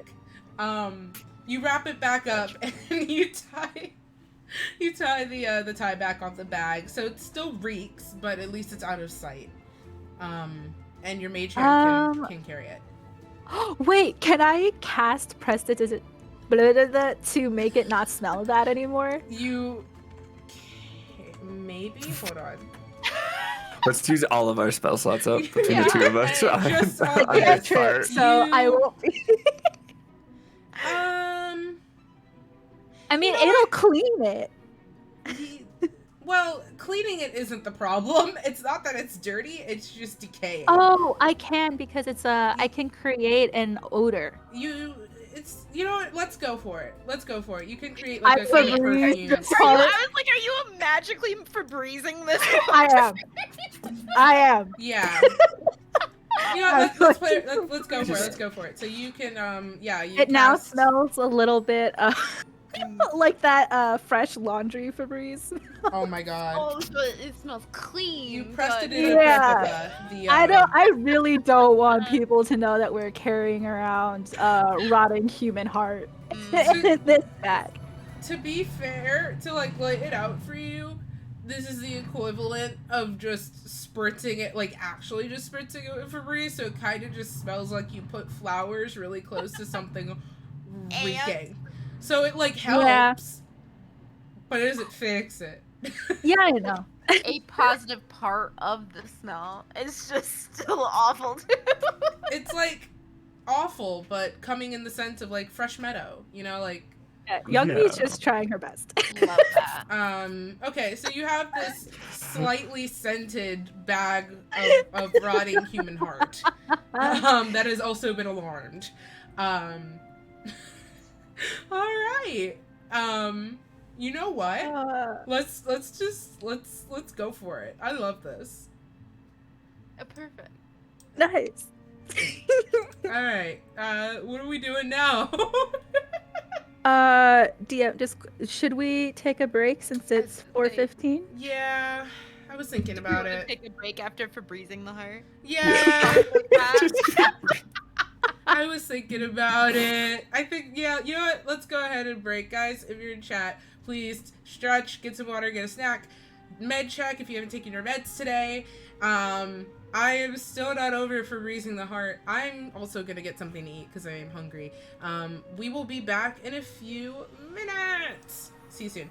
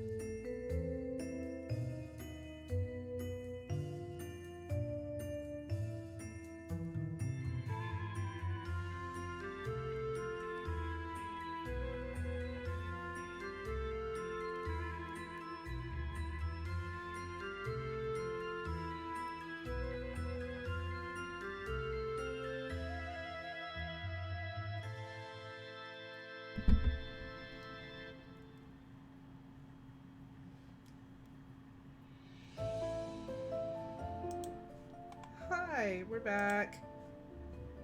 Okay, I forgot to unmute on Discord. It's fine. Hi, we're back. One We're of these back. days, I'll get it. Okay, we are still in this small little farmhouse, and now I have some tea. But really quickly, I wanted to say thank you, to Wizard Styles for the $10 that you gave during the break, which puts us up at, I'm going to write it on my little whiteboard I have here that's very spooky that you guys can't see, but I can see, and it makes me happy that we're at $120 out of our $200 goal. This marker does not work. That's a problem for later me. We're at $120 on our $200 goal, so thank you very much for that. And also, at some point, we hit 150 followers. Thank you. That's really cool. Yeah. Congratulations. I had Congrats! thank you. I had a really quiet goal to have 200 by the end of the year, so that just like really made me happy to see. Oh, heck yeah. So thank you for that. Okay. So to Remember me when you get famous. not Yeah. Not Remember this. these moments. as I'd also if. like to take a moment when you came back and you said I have tea and blah blah blah. My brain instantly went to like drama and I was like, oh, spill it. And then I'm like, oh, you like real Like actual literal, tea. like a literal mug of You're tea. actually, and then you're like, and our goal, and I was like, oh no. I mean, I'll be I honest, do I have saw tea. it on your face, and I was just I know. like, I I was hope that cat like, looks- you like saw like excitement. I was like, oh really? No, not that. No. I mean, I do have actual tea. So basically, what I'm saying is, this is my last moment here. Have a great rest of the day. Liz is like, I actually have 29 notes of tea. I 29 do. pages I of have notes. 29 pages of tea. I actually do have tea. I'm having a play reading later. And everybody just asked me where the script is, and that's a wonderful question. I told them to keep asking questions. Because I forgot to send the people who are going to be reading the script my plays, the play. So that's going to be fun to do it later. Yeah. They are like, they keep texting me, and I keep looking, and I'm like, okay, later. No, this no, is a no, problem no, for you don't later need it. lists. It's improv. So true. You do. Yeah. Just be actors, and I will worry about my stuff. Just Just- act more. Get good. Simply get good. You should be able to predict the Simply script. read my mind. The script is just simply act. Okay? You're So like- true. You're like, why can't you hack my computer for the script? I I'm hand them confused. one page that just says "act" in Comic Sans. That's the script. No, Not not the Comic Sans. The Sans. Comic Each Sans. letter's a different color. Yes. Oh All right, God, I feel like I've seen ADHD this- check. Let's just put a strap back into the campaign. Say at the risk of sounding lewd, don't mind me while I sometimes dip off camera to mouth harass some food. As you As you should. Should get. Yeah. Mm-hmm. As you should. I was. Exactly. Get it? You should. That was me the whole first half, and you get the second half. Okay. Deal. Teamwork. Yes. Full Um, balance. So Accurate. to bring us back, I definitely am going to be adding a with permish emote to my next emotes that are coming up. Nice. To bring us back, we are in the farmhouse that belonged to the Stewarts, which is currently empty and ransacked. We found that there was a large, like a queen-ish kind of bed that had been mostly burned away, a twin-sized bed that had been pretty much shredded, all of the furniture eviscerated, parts of the house burned or broken in, and they found our lovely adventuring party, particularly with Dimble's magic special eyes, found a small compartment under the floorboards, which contained some scattered notes, and also a bag that smelled of, well, certainly not love and light. And they opened it, and within it was a rotting human heart. And young me decided to Febreze it, and Dimble decided to alarm it. And we also we determined with young me's special eyes that there was necromancy and transmutation magic attached to the heart in some fashion, which Dimble dispelled. So, you are now standing in this farmhouse in the field. It's probably getting closer to like 4 o'clock now. Um, so, what are we doing? Um, I think that I kind of wanted to, um, so like that little indentation where somebody sort of dig deeper, that's just like a generic circular hole shape. There's nothing like Roughly, yeah. There's no like special indicative. shape to it. It just looks like somebody had like wedged something, like dug out a hole to wedge something in, and whatever was wedged in there has been removed. Okay. And yeah, so Youngi's probably gonna just muse aloud, like, there was something else here. I wonder what we're missing. They probably came back and grabbed it, especially if they were gonna come back and grab this heart, or who knows what they're doing with everything. True. I just Where the- wonder because I wonder if all of the missing people might be coming back to their homes. Who must be coming back here?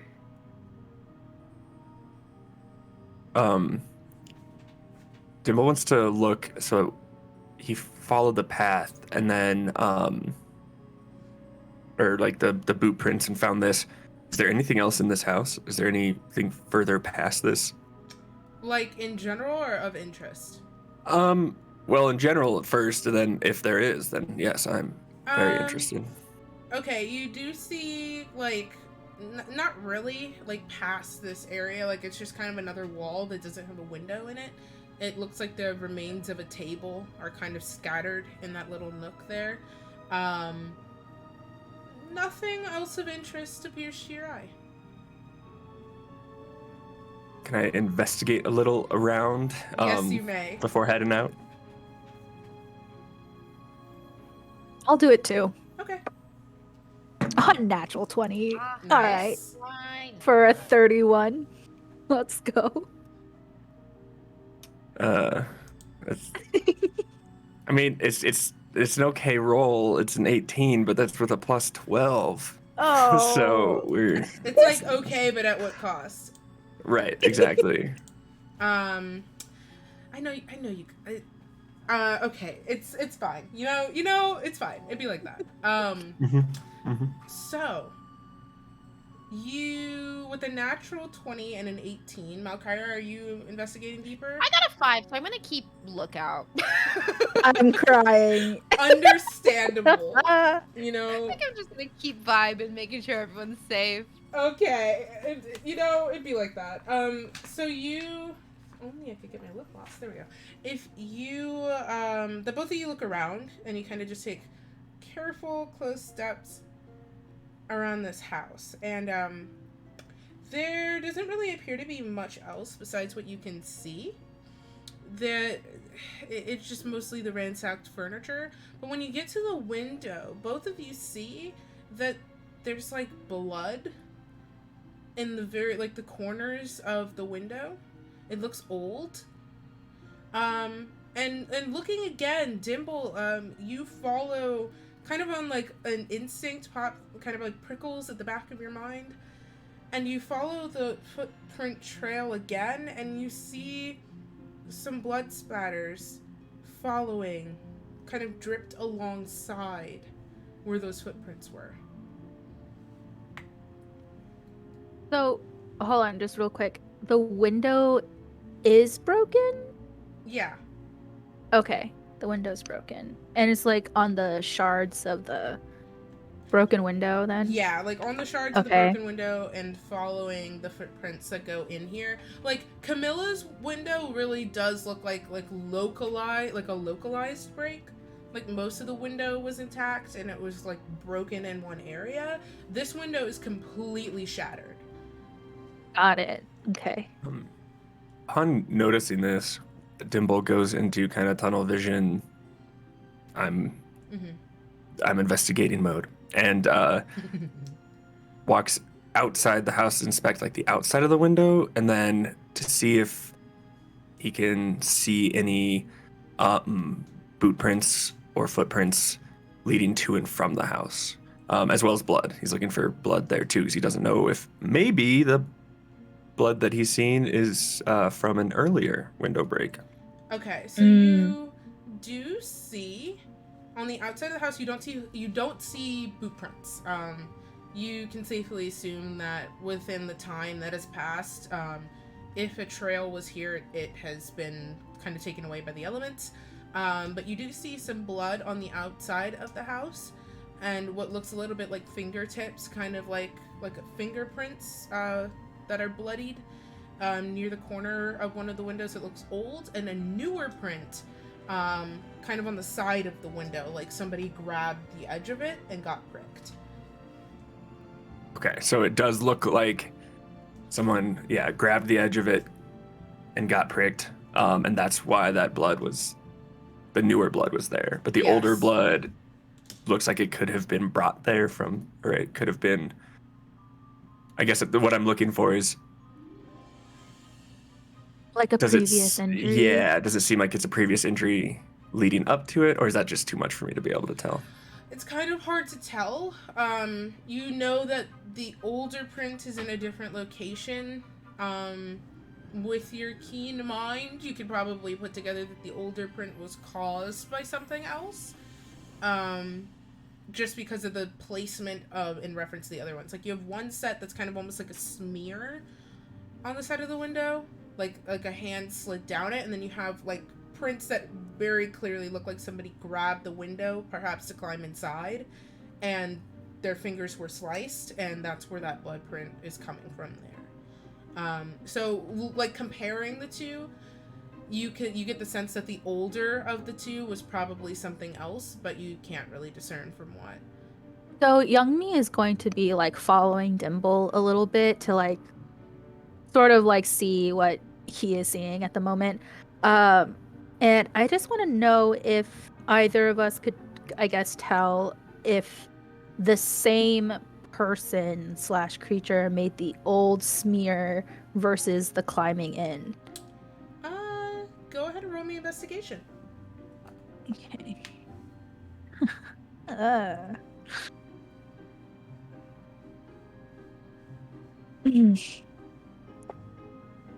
I'm just gonna say that's a no.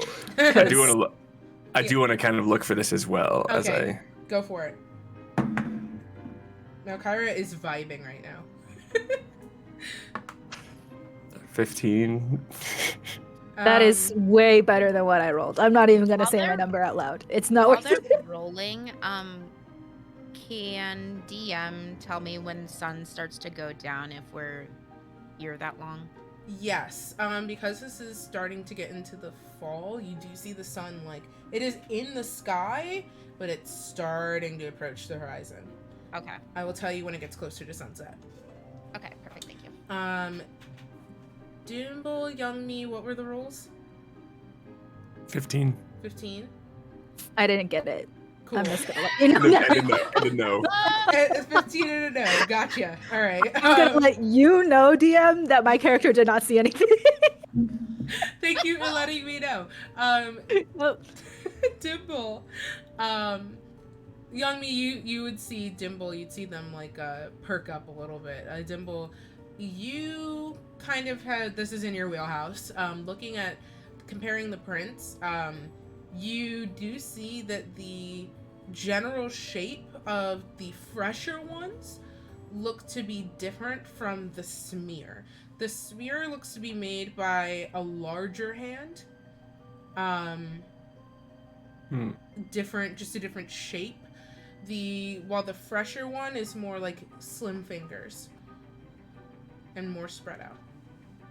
Then the last thing that Dimble wants to kind of try to perceive from this situation is, although there are maybe no boot prints or anything to discern, is there because like looking back over towards Camilla's house, is there a visible path at all? Like maybe some of the corn had been pushed to the side. Like leading from where you're standing currently to Camilla's house? Yeah. Not quite. It's entirely possible that somebody could have passed between, like, there is various plots of corn and wheat and such, and they would probably be easy to pass through if you wanted to, but not necessarily a clear cut path besides the one that kind of connects, like, the front doors. Like, yeah. Perfect. Thank you. Yeah. So we have this Malcyra. It's probably about like 4:30 right now. Okay. As they're poking around still. Yeah, as they're poking around, she kind of walks to try to get near Dimble, and nudges him and looks at the sky and goes, do you think we should go back to Granny's house before dark? 'Cause she's not moving a lot, and one of us may have left a window open.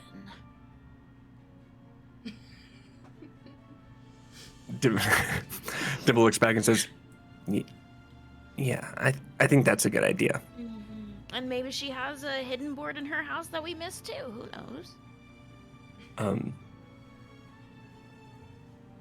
Dimble will kind of share his thought process that now that we have dispelled whatever was on this, maybe Granny might look a little different now too. Who knows? Great thoughts. Should we let young me know? Well, Young Me's standing like right there. Oh, are you right there? Oh, okay. I thought you were like She around the back. rolled Okay, yeah. a shit investigation, but she's standing you're right just there. like Yeah. She was just like looking at the smears like head empty. It's I just really like love the idea of the two of you dot. like facing away from her, like whispering, like, should we tell her? Should we tell her?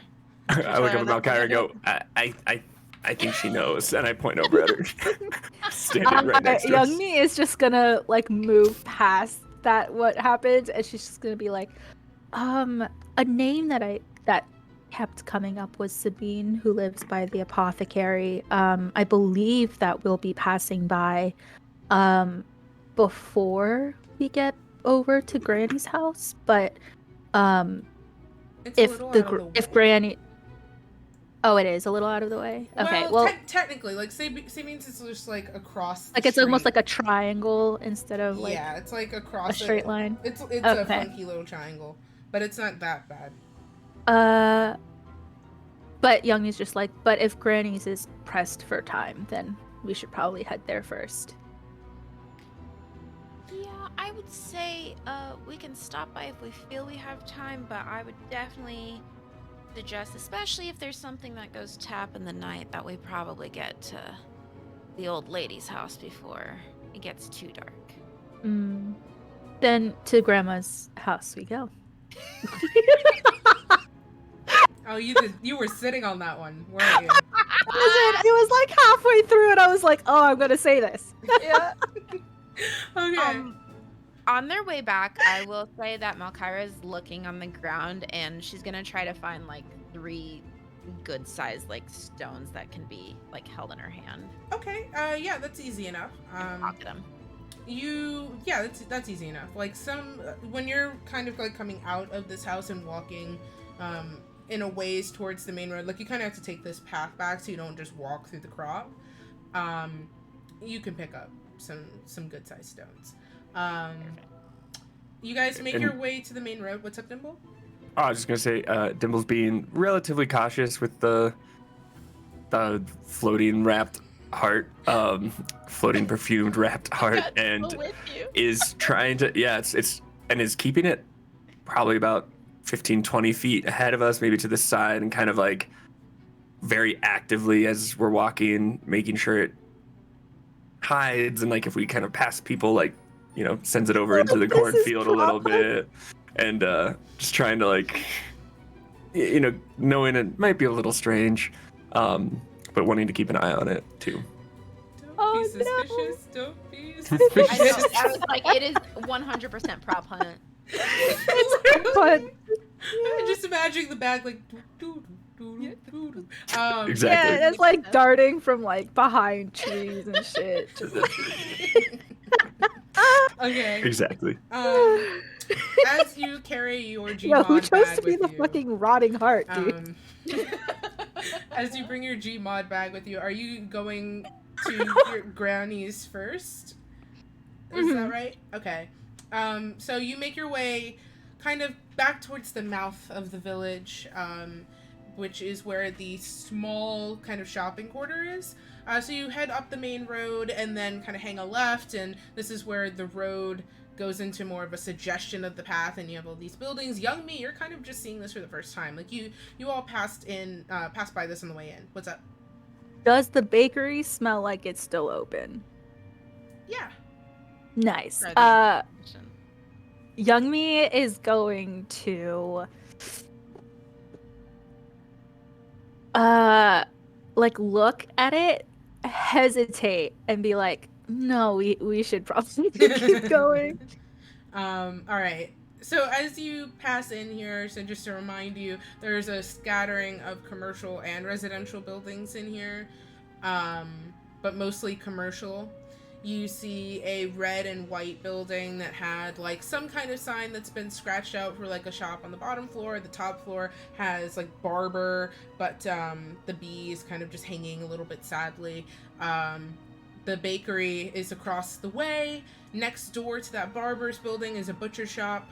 And then a little bit further down is Granny's. And now that you're kind of approaching it again for the second time, you all would notice this just plainly, that above her door is the like imprint of like seamstress above the door. Like there was a sign affixed here like with individual letters, but all of the letters have been removed. And somebody left a window open. I don't know who did that, so, but, you know. Oh, weird. Looks like it was broken. Yeah, I don't know, super strange. Yeah, Young Me will look at the broken into window and she'll just like glance at the two of them and be like, is it still open or are we gonna have to break and enter again? It's Well, looking pretty open. I went out we left out the back door earlier, and unless Granny got out of bed and locked it again, I think it's probably open. All right.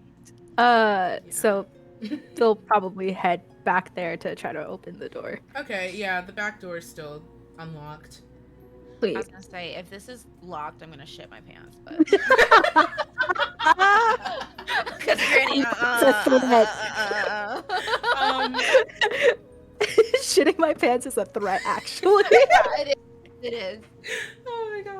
Okay, so you push open the back door and it creaks. There's like a little window with like a dingy kind of curtain that sort of rustles as you creak open the door here. And it's much darker in here than when you visited that first time.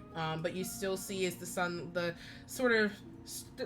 rays of sunlight that are starting to flee, as they fall upon this bottom floor. You see the remnants of all of the broken furniture. Young me, you for the first time, Malcyra and Dimble, this is a familiar sight to you. You see a small kitchen by the back door as well, with what looks like was once a cake, but has now grown an entire ecosystem, and smells horrid. You see the stairs heading upwards as well.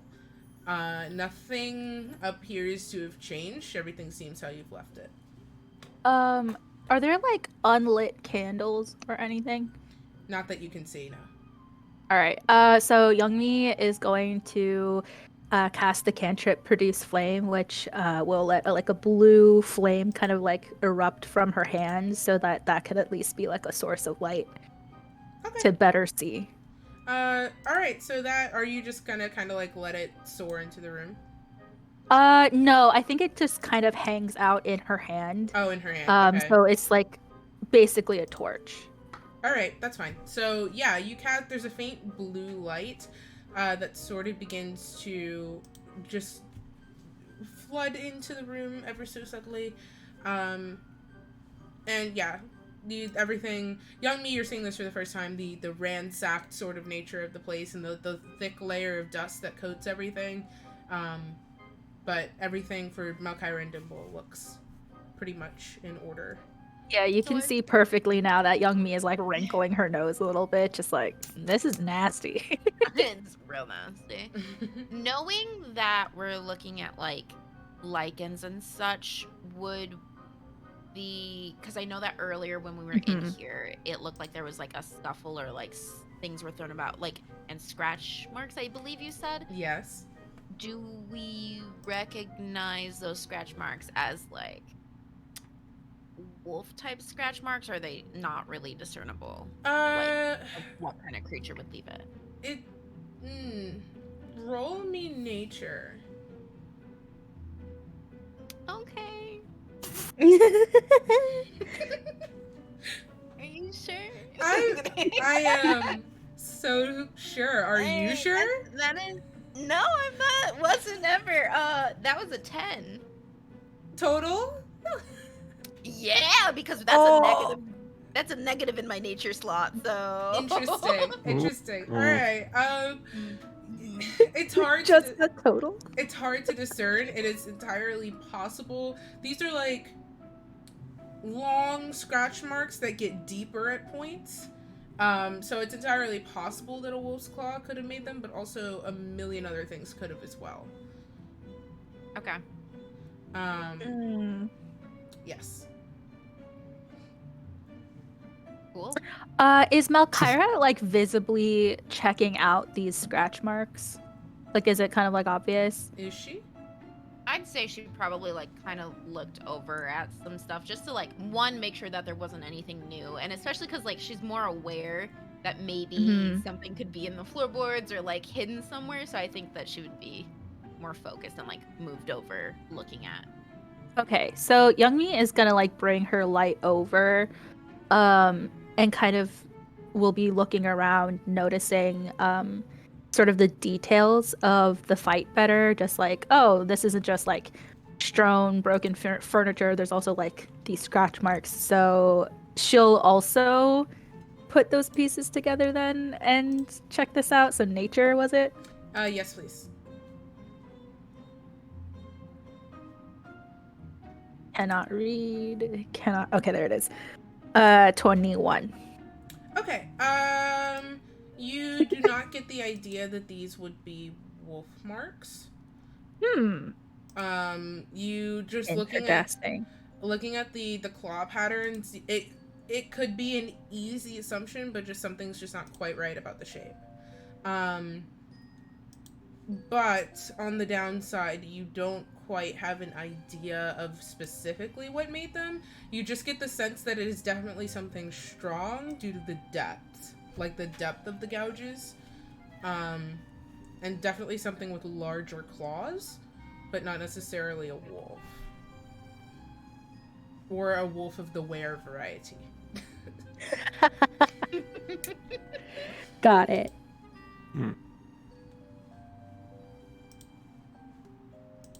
Dimble will yeah, I know, I'm like question in chat. Like, just there's like a werewolf that'll come out from like out of frame, just like, where the hell have you been, Where the hell Luca? have you been, No. Luca?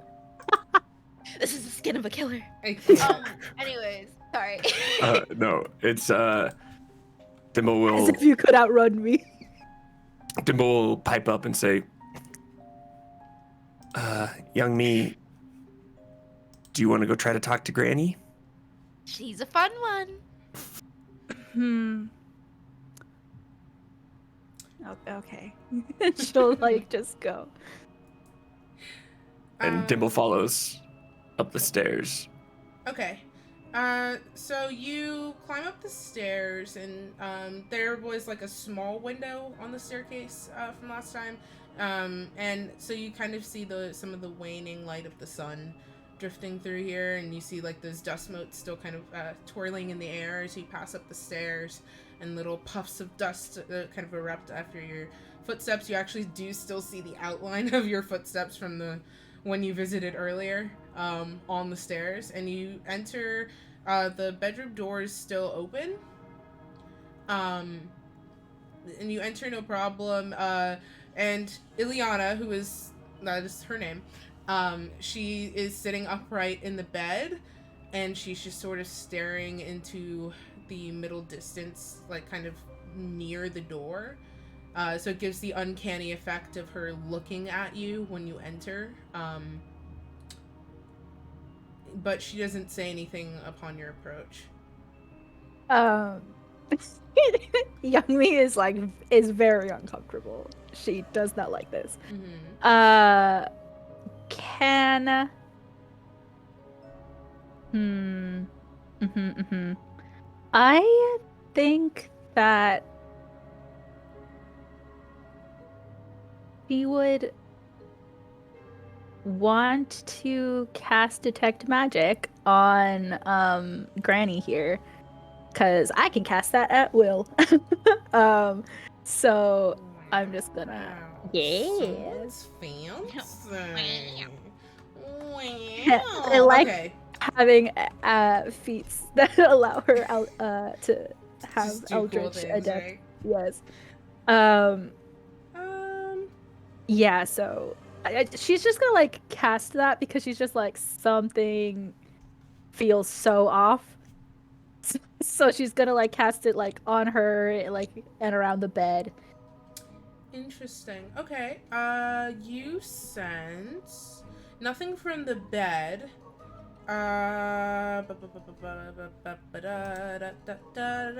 Hold on. It's fine. Don't worry about it. Um, you do sense something from Granny.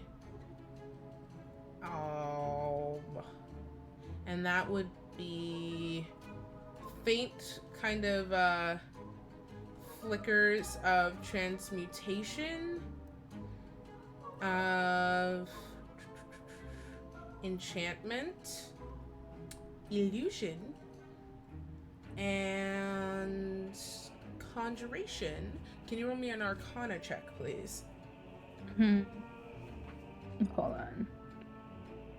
Just writing all of those schools of magic down. Granny got a lot of issues going on. Yeah, she's just Isn't she lovely? No. She's just so. Is We that have the found word out I today that she's actually terrible. 21 again. Okay. You get the sense looking at her, so that you get these faint whispers of magic. And normally, when you cast detect magic on a person, you see the schools that they practice in glowing in similar strength to how, not necessarily how often they use them, but like in coordination with the strength of their magic. Like, so if there's somebody either who's weaker or new, or just the lights tend to be a little bit more dim versus somebody who's actively practicing. Her lights seem dim, but looking closer, you understand that's on, like, it seems intentional. Like something is causing that to be like that. Okay. Almost like an intentional kind of like manipulation. Would I in any way be able to, like, I guess, figure out what vibe is happening beyond the schools of magic based on that arcana check? I'm gonna need you to define vibe in this All right. context. Like her attitude's horrible. Yeah, well, that's everything about her. What kind of That's kinda magical clear. vibe, though? I guess like what I'm asking is if I could sort of suss out what the spells are trying to do. Oh, it's not necessarily spells that are on her, it's magic that she might practice. When you cast detect magic on a creature, Got and they it. bear All magic, right. you learn the schools they practice in. Right. Okay.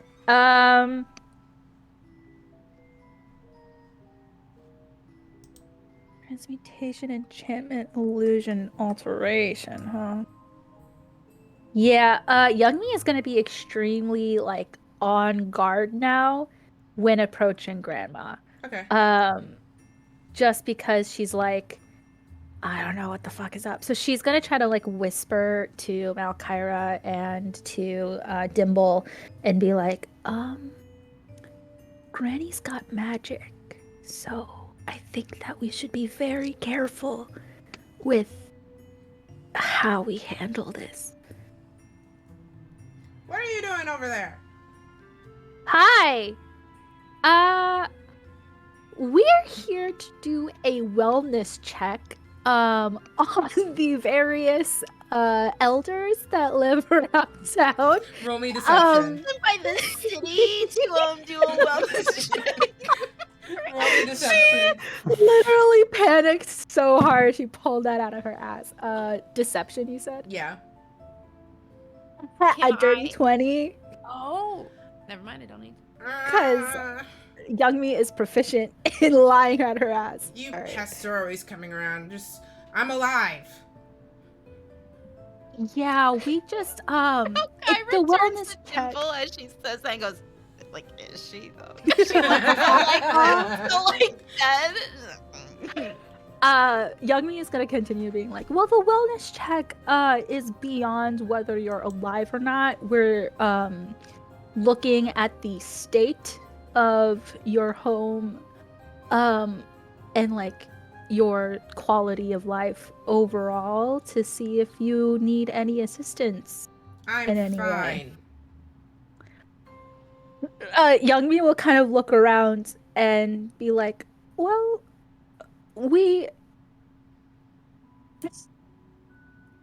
I do not. um, she'll kind of look around and be like, well, ma'am, are you eating regularly? Yes. Okay. What's the last And- thing you ate? That's none of your business. It kind of is our business. False. We're literally It was a here. croissant. Not the Dwight Schrute energy. Check one.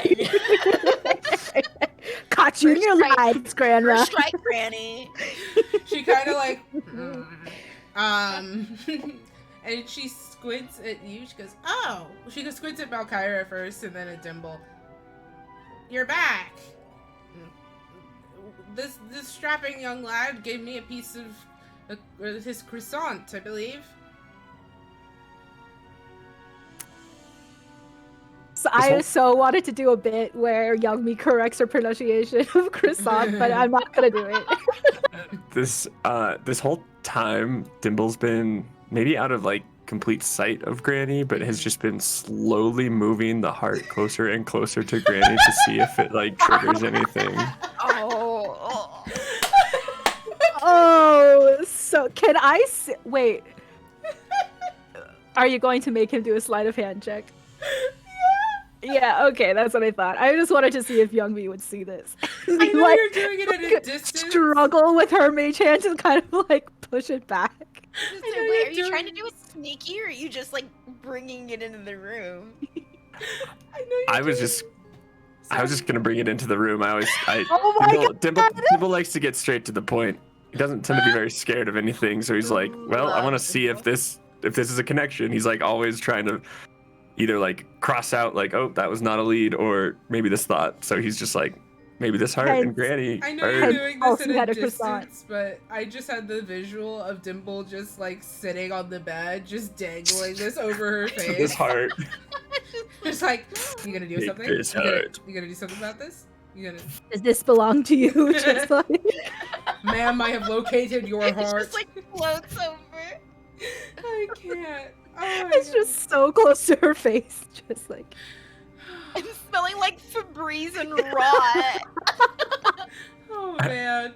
As I'm kind of doing this though, when I hear Granny recognize us and even the food that we brought earlier, I kind of look up at Malcyra like surprised because I was not expecting that. Yeah, we both kind of look like really shocked, like, holy shit, she remembers. Okay, do you require the assist? I'm gonna just keep talking. I was like, as did anything Dimble happen when the heart is- got closer to her? Or? Not that you can see, no. Okay. Mm, Young Me, what were you saying? okay. Youngmi will probably keep the detect magic spell going for the full 10 minutes, by the way. Okay. Also, she's just gonna keep like rattling off these questions, just like, do you have any assistance of somebody who needs to take care of you? Is there somebody who already does that? My granddaughter did before she vanished. Right. So, um, what exactly did she do She around took care here? of me. That's it? She wasn't her own person? She did her. Yeah, she was her own. Don't twist my words. I'm just trying to get a full picture of. Um, the heart gets closer because I just have the mental image of it just being like this. Right by her face. Slowly Like a little pressing nudge. against it. Just like goes harder. He kind of squishes. She like falls over now because of how close it is. And the back gets a little bit closer. And you see her. What did you bring into my house? And her bones creak as she turns to look back at you. Fresh laundry? Whoa, what's that? Did you just say laundry? That was not a character thing. I wouldn't have said that. Dimble kind of pulls the mage hand back just a little ways. Dimble is really interested right now. Isn't that what you Febrezed it as? Yeah, that was. I just. Oh my god. Oh, we have a So single Dimble's- mage hand. in the Dibble's chat. interested right now about the fact that when they were here earlier, and he hasn't spoken any of this, but they were here earlier, Granny had absolutely no idea that Fiona was missing, kept saying Fiona was going to come back and take care of me. That she did. So just Dimble's like, if he's thinking a lot and not really answering a lot. So he just kind of moves the heart back and says, oh, sorry, just something we found. I'm thinking it's time that you should leave. Granny, did you know that someone broke your window downstairs? Oh my god. And have you felt a breeze? Like, is there any way we can help? We just found it like that. No, I was not aware. So you haven't been downstairs in a little bit, maybe, huh? No, We just saw it when we came back. We just wanted to check on you before, it got too I would like to dark vibe outside. check Grandma also as this is happening, because her peeking up, being like, "What did you bring?" put Youngmi on edge. Yeah, go ahead, vibe check. That's gonna be insight. But Yes. hold on to the number for a second. Malcyra, she stares kind of just blankly at you for like an uncomfortable amount of time. And then she goes, Malcyra just stares back. assert dominance. Yep. No, I can't say that I noticed. What's that insight, young me? 18. Okay. She seems off.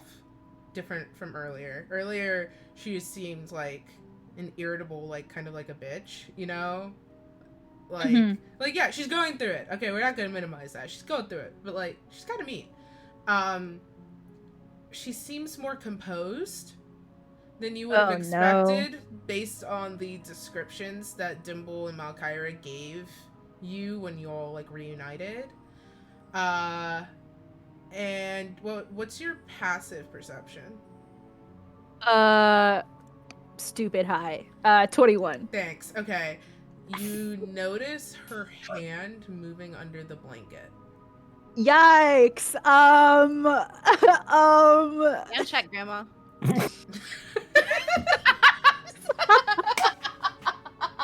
Not this. Ooh, wait. Okay. Can I cast? Ooh, hold on. Wait. Hmm. I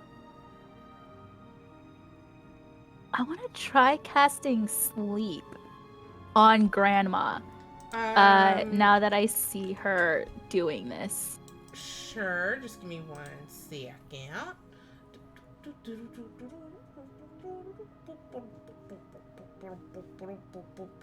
DM checking notes. I agree. It's my only I don't have hold person, so that's my only option. I totally get you. You're totally fine. I'll probably cast okay, it yeah. at. Hmm. Would this grandma have a high HP? Trying to You parse wouldn't. I this mean, out you in my wouldn't head. know that. Yeah, I know. I mean, you can assume she's rather frail Fuck looking it. at her. I'll cast it at second level. Okay. You take you kind of. Can you run me sleight of hand? Sure. Uh 17. Okay. Hold on. Interesting.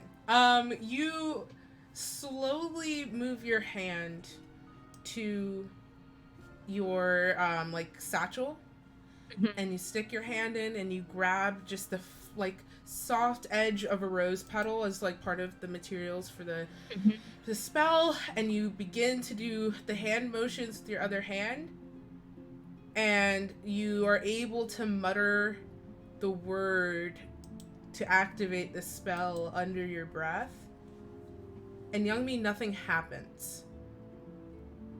And you see her turn her head to you. Oh, I fucked up. Her body does not move, but her head Fucked swivels to you. I fucked up.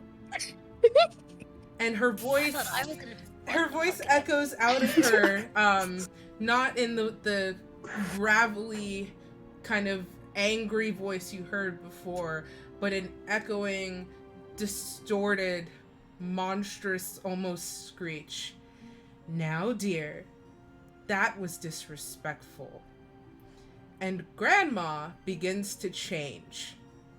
Oh, I hate it here. There's the cracking and snapping of bones as they shift in and out of place, and she pushes kind of up and to sit higher. Her spine elongates so she's hunching forward. Her thin, wiry hair drifting out of the loose bun that she had it in to fall and hang almost in a curtain across her face. Her hands, which Youngmi you had seen moving under the blanket, are exposed, and they're full of just holes with worms crawling in and out of them, and these long, horrible claws that have now scored into the mattress. And she unsticks them and throws her head back in a painful snap that almost sounds like it breaks her neck, but it doesn't. And she cackles. And she begins to float just slightly off of the bed. And she's looking at all of you with these glowing violet eyes as her hands hang by her side, and her neck kind of snaps as she takes you in. You all are so foolish. You'll make a delicious meal. Oh, I thought you were saying that as the DM. No, I would never. Like, okay, that's a little insulting. Alright, well, I already know I fucked up. Right. I described the monster just to make you feel bad. Can everybody roll me initiative, please? Because this is kind of so how I'm gonna do this, hold on to your numbers for now. I'm gonna do this. You each can make one action. You could take one action before we get into the turn order. You have a second to react, basically. Would it have to be Does not have to be a specified reaction. as a reaction? No. Okay. I'm gonna say it can't be a bonus action. Just you can take an action. Okay. Like you're okay. You see that because this is not a super like it's a quick process as you see it unfolding before you, but you have enough time to do something. Okay.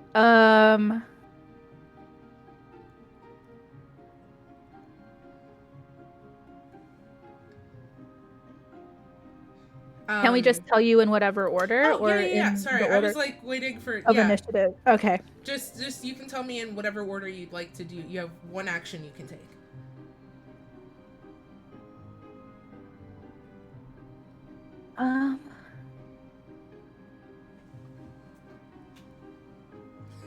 Track and chat, please.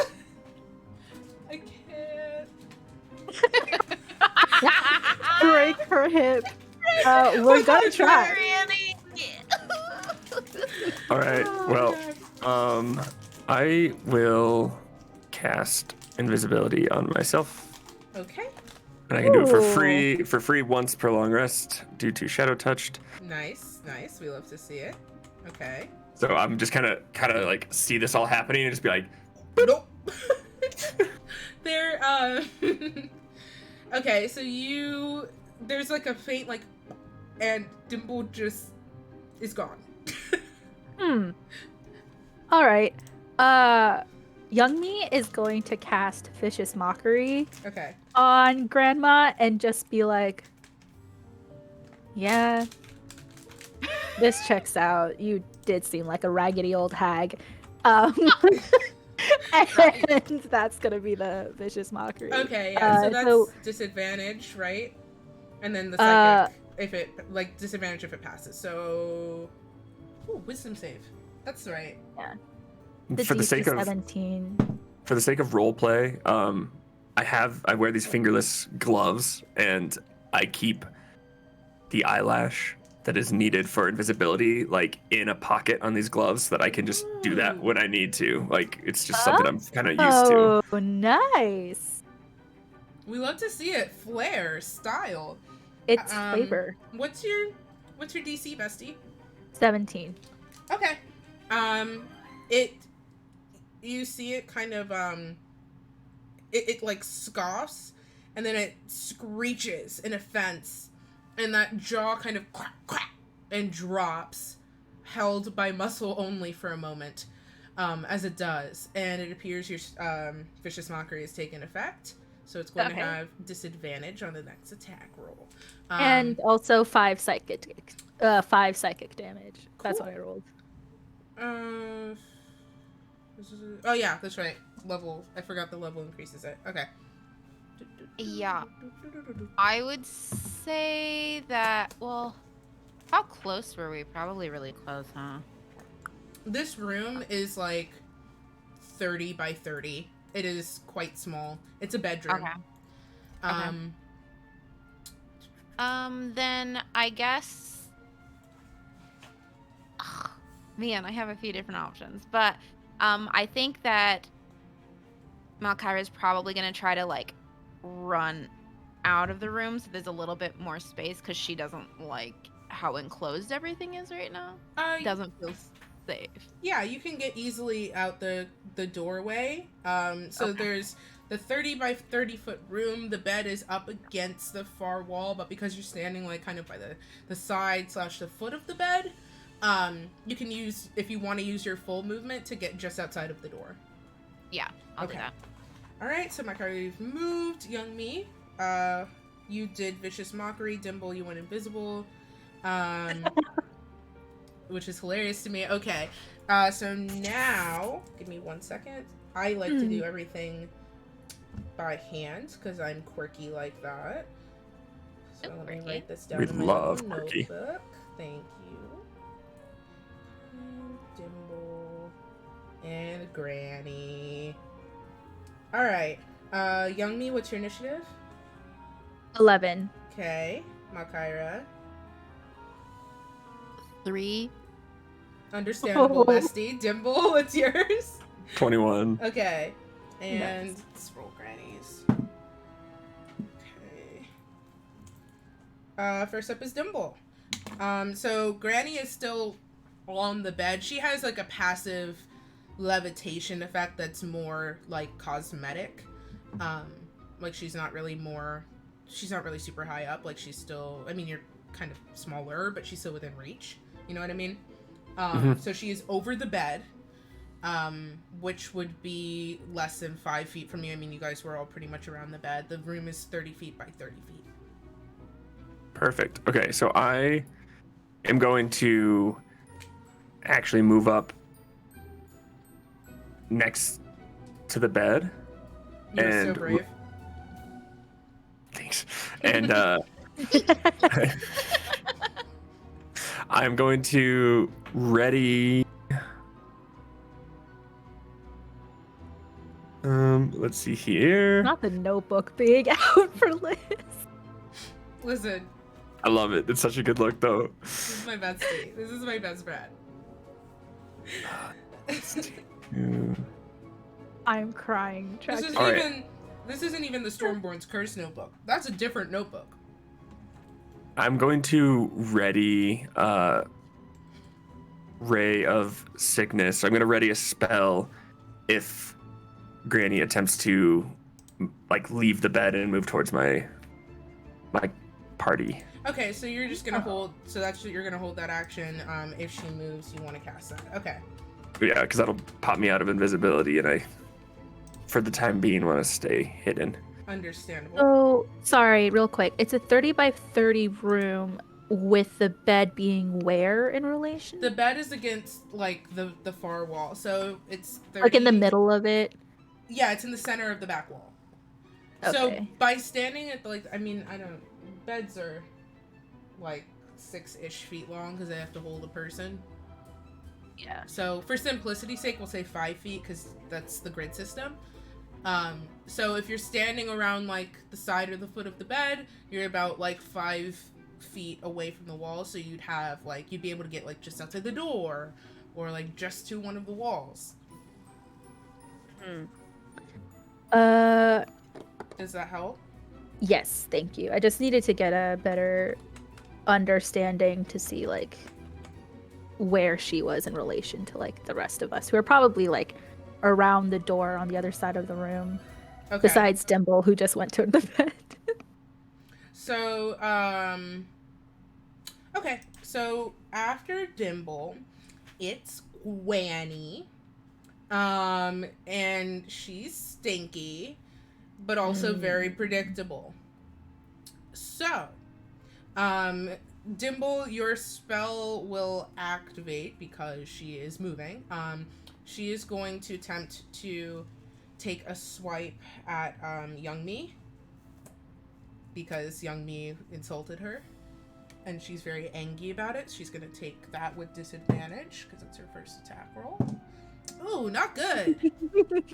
Not good at all, besties. All right. So, she raises her just this giant hand with these claws on it to slash at you, completely whiffs it. Dimble, Ray of Sickness.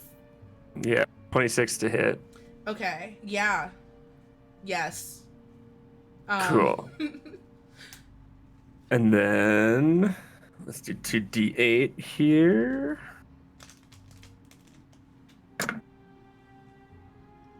$13. Okay. 13 damage. Yeah. And that is... Young Me is going, like, at the miss, she's gonna be like, now, Granny, don't throw your hip out. Damn. Got her. And then so yeah, that's 2d8 of poison damage and Constitution though, right? Yeah, con 16 save. That's a natural one. Hey. Amazing. Love to see it. We do love to see it. All right. So cool. So you see Granny's gonna be absolutely scuffed by the end of it. Yeah. Yeah, I would Henry's gonna agree. be so mad at us. This I gave her ray like of horrible, just sickening green energy blasts out from Dimble, from his outstretched palm. Like, Dimble appears back into reality as this beam just kind of explodes forward from his palm and strikes her in the chest. And we see this energy kind of just crawl up over her body and then like dig in and disappear beneath her skin. And she and you see black liquid start to drip out of her mouth. And she snarls at you, Dimble. Okay, after that, young me. Young Me is going to cast Produce Flame again, which I can use to hurl like essentially like a little fireball Yes. at her. So it's going to take It's I don't want to 2d8. talk about. I missed. It's fine. I missed. Understandable. Okay. Young me, you conjure up a flame to lob at her, but it doesn't even leave your fingertips. Next up then, Malcyra. Okay, so I can see Dimble now. Now you can see Dimble. Yes. Okay, cool. Then I won't do what I was gonna do. Okay, so I or grabbed you one of- could. I could, but I feel like we're like really getting somewhere in our friendship. Got it. I'm gonna Terrifying words grab- for me personally. yeah. Magic stone. I'm gonna cast magic stone with one of the rocks that I grabbed, and I am just going to chuck it at this old lady.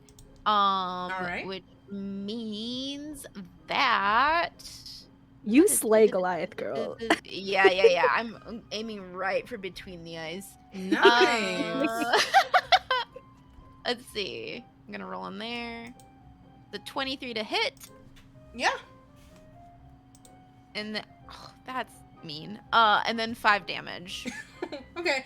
Yeah, it gave me a nice little one. You take it's just one stone at a time, right? Yep. You take that one of the stones that you pocketed and with impeccable aim launch directly just like her center mass. And the impact isn't as impressive, but your aim spot on. It kind of collides into her torso and you see some of her skin flake away and disintegrate, and just within We see what? you see her skin flake away and disintegrate. Yeah, I loved it repeated to me. Been You're there. welcome. Yeah, typical Sunday things. And there's Moisturize. the beginnings of a gaping just hole full of rot sitting in her torso.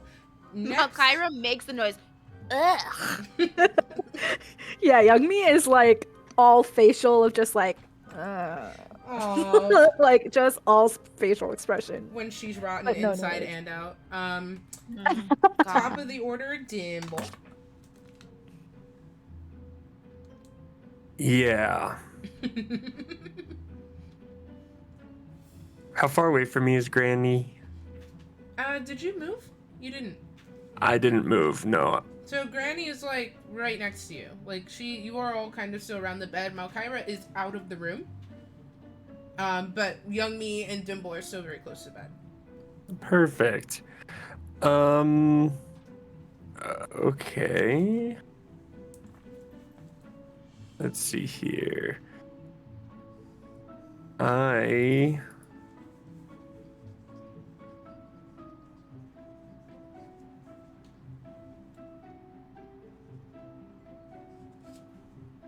I'm going to cast, because I'm just acting like a little tank right now.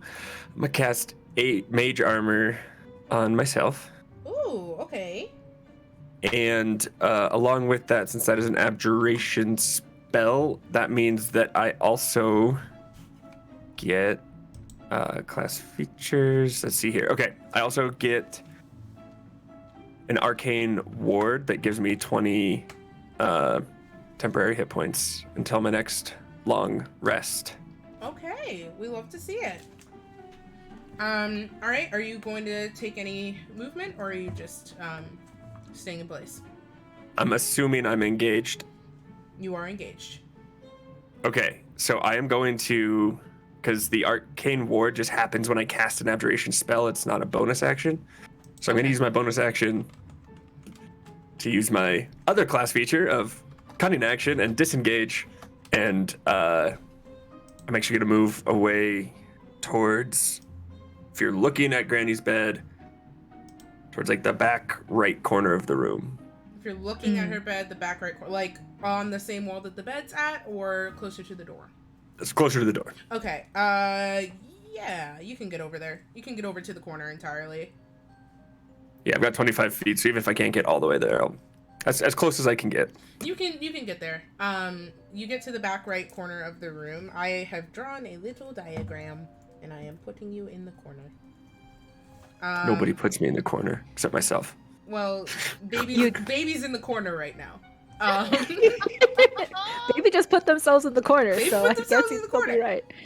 This is making me miss in-person D&D because I used to do like battle maps and everything. Roll20 makes my head hurt. It makes my head hurt. So, okay. Alright, so that's Dimble's turn. Next up is Granny. I can read. And, yeah. Grandma? Sorry. No, I'm kidding. Alright, guys, campaign's over.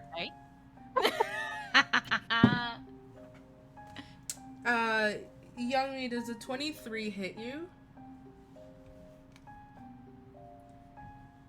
If you're looking at me with disappointment, I can't see it, so... Yes, it does. Okay, cool. Interesting. So, she, once... Interesting. Interesting. Right. She, once again, raises those horrible claws, and she is going to attempt to swipe at you. Well, she's going to swipe at you. That is... She has long arms. She does. Oh. They seem to just grow to the length that she needs to suit them. Oh, that's not the right dice. Hold on. Right. Okay. That is... You take... Okay, so she lifts that horrible hand up and just shreds across your torso. And those claws dig in to your body. And you take 13 slashing damage as she slices down at you. What's up? As part of my reaction, I can project that ward that I created and Arcane ward. and I can project my arcane ward to within 30 feet of me, to a creature within 30 feet of me. So I'm going to yeet my ward on over and intercept and take that 13 damage on my ward, leaving me with 7 extra temp hit points left on that thing. Okay, so young me, so those claws slice down towards you, and at the last moment, there is a like a silver symbol that appears just in front of your body, and her attack hits it and glances off. But you could just see how close the tips of her claws got to your body. All right. Next up is young me. Yes. I would like to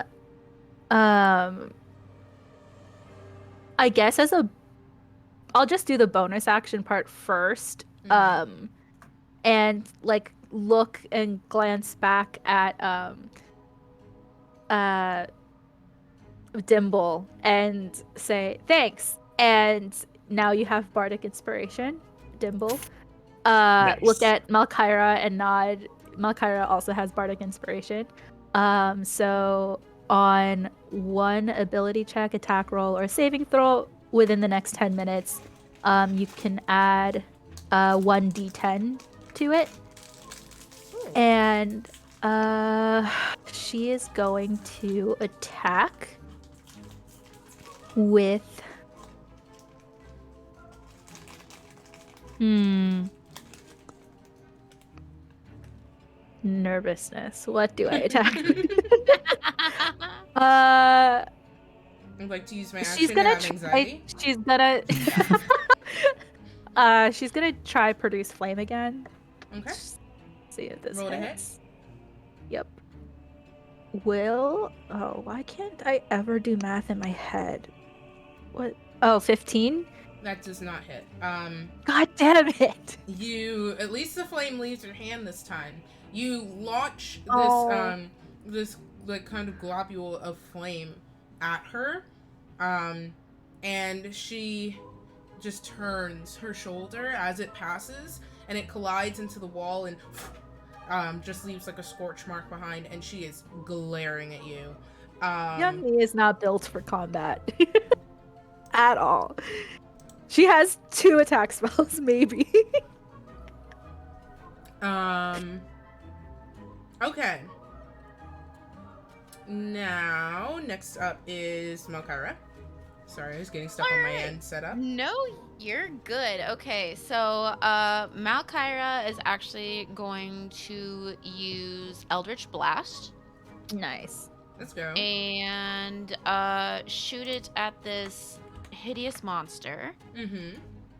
And she's also going to use a bonus action after, but I am a let's see big if this one fan. hit. So go ahead, roll to hit. 20 to hit. You make a separate attack for. Are you doing multiple beams? No, I'll just do one. You're just gonna do I one. think. All right. What's it to Yeah. hit? That was a 20 to hit. Y'all. Okay. Actually, I can do 2 hit. You I can can do at the 5th blast level. You and can the do. bonus, right? Okay. It automatically does it as part of your action. You have 2 at 5th level. Okay, perfect. So go ahead and roll me another one for that. The next one doesn't hit. No, that one's another. I'm glad we talked about it, but it didn't hit. All right. Was that a nat 20 or was that? The first one was. Ooh. No, the first one was not a nat 20. Okay. It was a dirty 20. All right. Go ahead. Roll me damage. Yeah, so hits with 7 damage. Okay. What color do you want your Eldritch Blast to be? Nice. I'm thinking like a reddish orange. Like it's got some sparkling going on in there. Okay. From within, you conjure this sort of snapping, crackling, instinctual. Listen.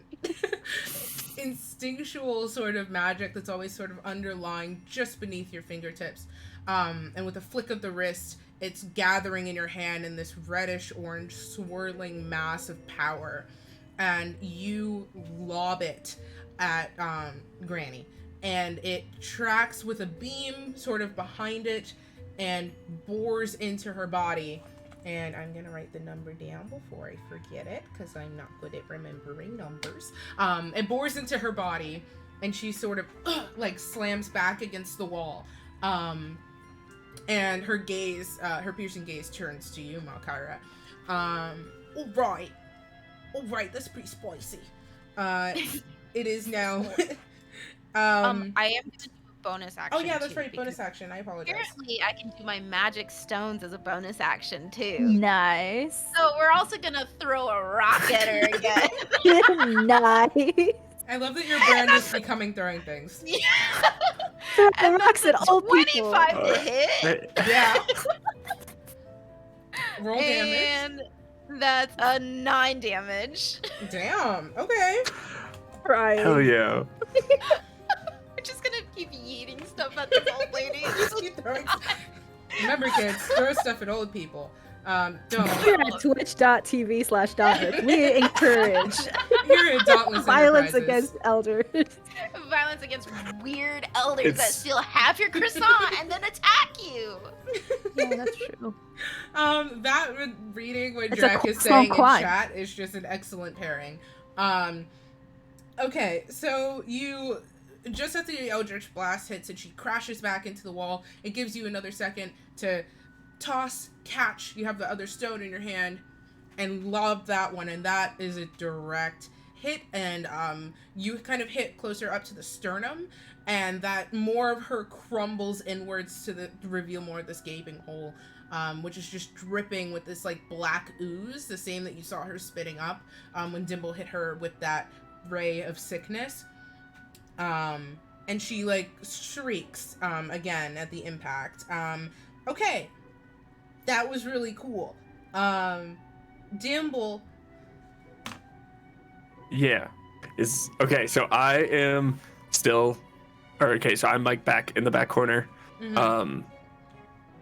Oh wait, sorry, Malcyra, did you want to move, or are you staying in the doorway? I think I want to stay kind of in the doorway so I can see things, like see inside. Okay. All right, Dimble, go ahead. Sorry. No worries. All right. I am going to use Mind Sliver. So let's see here. There's no cast. It's just target must succeed on intelligence saving throw against 16, DC 16. Intelligence saving throw. What are you doing exactly? I am driving a disorienting spike of psychic energy into the mind of a creature I can see. Hell yeah. Intelligence, you said? Yeah. 16 is the DC. I think I can... Hypothetically, what happens if that doesn't work out for you? 2d6 damage and subtracts 1d4 from the next saving throw it has to make before the end of my next turn. If it doesn't work, though. If she passes. Oh, if she passes... Does it list like half damage or just as nothing? Nope. This Cool. is nothing. Nothing. No. Some of the spells are, you get a little bit out. Yeah, they do the halvesies, especially with wizard stuff. Yeah. So you gather some sort of just this psychic presence about you. And I like to think of this in a very visual process, even though it would be invisible to the mind, but you gather the psychic energy around you that sort of is innate to every living creature that is sentient, and gather it into a literal spike to launch at her. And it, in your head, you can see it because you're creating the spell. So it sails towards her, shatters before it even impacts. Great. Next, Dimble, do you want to take a bonus action or move? Yeah, I'm gonna take a bonus action since we're currently, doing terrible things to Grandma. I'm gonna use telekinetic shove to try to just push her out of bed. Oh my god! Okay, that is... This is just bullying Hello, at this everyone. point. Welcome to our D&D campaign where we bully grandmas. She's not a grandma anymore. She's terrifying. She still has a granddaughter. She still has a granddaughter. Maybe we don't know that. Maybe she's just really goth. You don't know. So valid. Oh, Why are you God. judging her lifestyle? It's a DC 6. It's a DC 16 strength save, or they are moved 5 feet away from me. Frail Okay, little granny. She beat us at 16. You shove her out of bed. Crying. Does she fall over? She stumbles. Her feet stumble as she comes into contact with the floor for the first time in God knows how long. And yeah, she does fall over. She prone? She is now prone. She's not Hell unconscious. She is just fallen over. Nice. And she's very upset about it. Would you say that she's fallen and she can't get up? I would say that she needs life alert. Question. And like No, it's too late. Mage hands, take the life alert batteries out. Is like. What's up, Dimble? I don't know how to ask this in like an appropriate way, but is the rest of her body like as disfigured? Like are her legs super long and Oh yeah, weird looking, it's and like a, her arms? It's just a horror show all over. Okay, cool. I just want to be like, what do her legs look like? I wanted to like, but I did want to know if she was like What did that completely look transformed. like? Does she have It's nice like, yams? is Granny a gilf? Like, let's discuss. Sarah. All right. So okay, great, cool. Then that's all. That's all for me. We just stay where I'm at. Cool. You ever hear what you said and it's just like, oh, Constantly. Do you ever hear what Sarah says? Welcome to it's sometimes. Stormboard's Curse. Only when everyone else hears it too. True. All right. Maya, Next, bonk yourself, please. next up is Granny. She's gonna use her action to stand. Cause she's upset and besties with the floor right now. She's not very. I would say on a scale of 1 to 10, she's probably like a 5 on the happiness scale. Actually, a little less than that. We're gonna go with a solid 3 on how happy she is.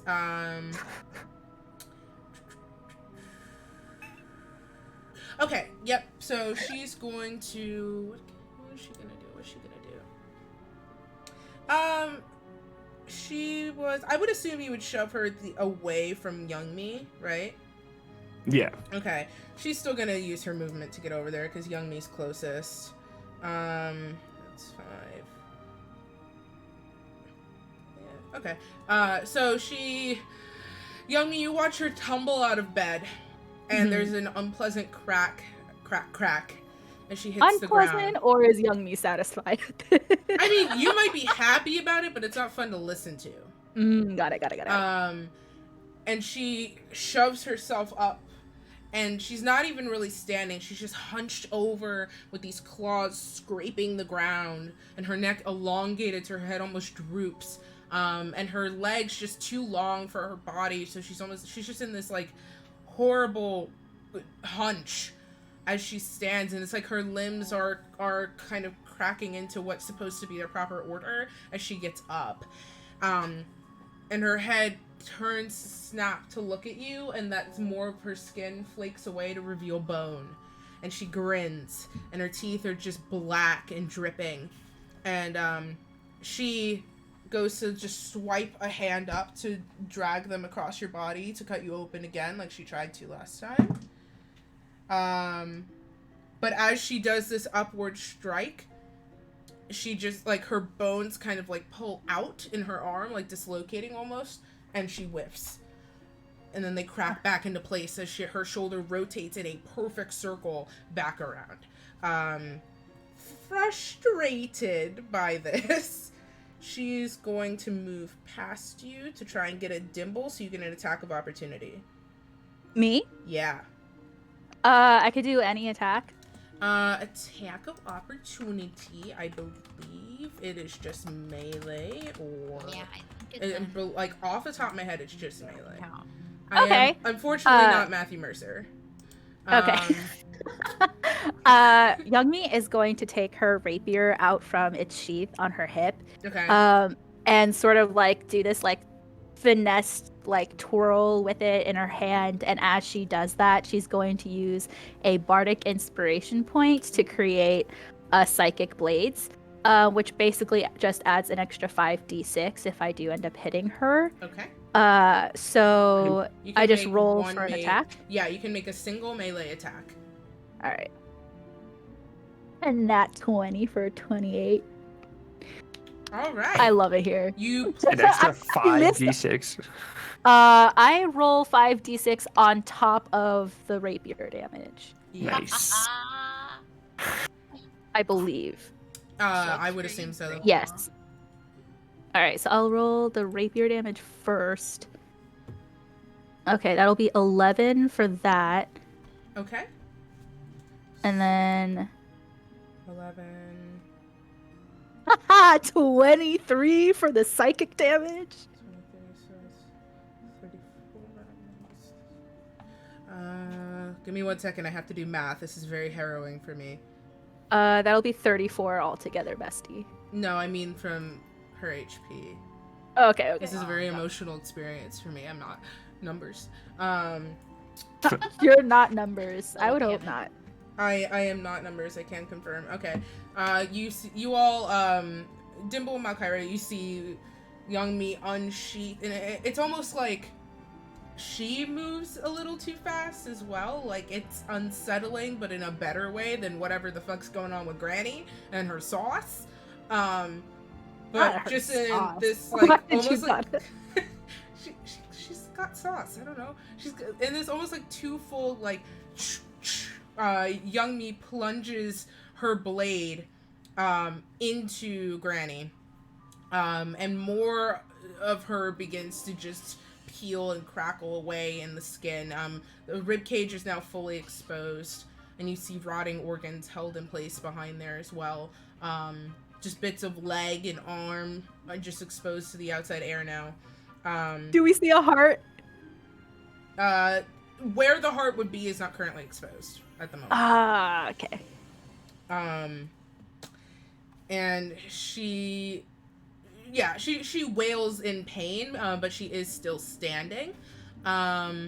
Okay, that's your attack of opportunity, but she's still gonna go and move. Hey, Dimble! She's approaching, but she's not quite at your location. You see her almost like a rabid animal, just like she's coming at you. But she doesn't quite make it all the way to you yet. She's about 10 feet away at the moment. Great. Super excited about that. I hope that brings you joy. Next next up is Young Me again. Oh yeah, I get to go again. Yes. I So you see Granny is now about 10 feet away from Dimble and 15 feet away from Malcyra. Okay.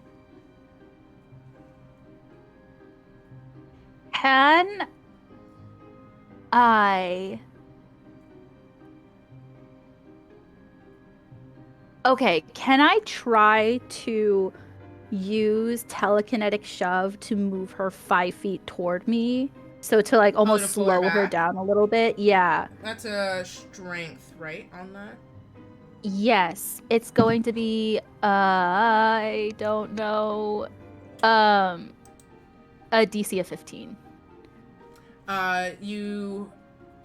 You see where the telekinetic shove takes hold, and there's a horrible screeching as the claws drag against the floorboard, but she is stronger than your shove at the moment. She snaps away from your grasp. Well, all right, that could be a bonus action. So I'll try to also attack her then normally. Are you rolling melee? No. How are you attacking her? I would like to try to use Vicious Mockery again. Go for it. Nice. She has to roll a wisdom save of 17. Oof. Yeah, she passes. Oh, never mind then. Youngie will stutter and be like, because she might just be like a little like shocked and out of breath from like the rapier thing that happened earlier. Just like I just did that shit. Like that was the power move, and now you're like, ah, yeah, shit. You're like, I don't know if it's gonna get any better than this. Yeah. And she's just gonna be like, you also smell like ass. And it's just like very uncoordinated. Not as psychologically harrowing as you would hope it would be. Unfortunately, Malcyra, you are now up. She is about 15 feet away from you. You have a clear view of her just hunched, like looking and staring Dimble down. I'm gonna go ahead and cast Create Bonfire and start a fire in this house. Let's go! Do it right underneath her feet. Ooh, okay, yeah, she takes fire damage from that. Yeah, and so, let's see. Must succeed on a dexterity saving throw or take 1d8 fire damage. And she has to pass Dex 16. Nope. Nice. Barbecue Granny. Yeah, you all hear the as flames just erupt with the floor as their fuel beneath Granny's feet. And she screeches in this horrible discordant wail as the flames just consume, in kind of like watching flash paper go up, just consume the rotting flesh that's kind of just been flaking off of her this entire time, up her legs entirely. You see as her bones begin to char, and she's just screeching. You get 2d. Did you roll 2d8? 2D. Yeah, so I got 8 with that. Nice. All right. All right. And then I believe if she's standing in it, or if she goes back into it, or anybody goes into it, it's the same thing over and over yeah. as it stays. Okay. She doesn't get to move for a little bit. That's kind of unfortunate. She's just gonna have to be toasty. Dimble. It also, Hmm? just so you know, the bonfire ignites flammable objects in its area that aren't being worn or carried as well. Okay. Yeah, the ground is definitely starting to burn. Especially because there's a lot of dust in here. Like everything's catching pretty quickly. You get the sense that very soon you're gonna need to haul ass out of here. Just everybody in the room. Dimble, she's about 10 feet away from you, and you see her wailing from the flame that's just suddenly erupted beneath her feet. Yeah, that's pretty neat. Okay, so I'm gonna use my action to cast Blade Ward on myself, which just makes me resistant to bludgeoning, piercing, and slashing damage Okay.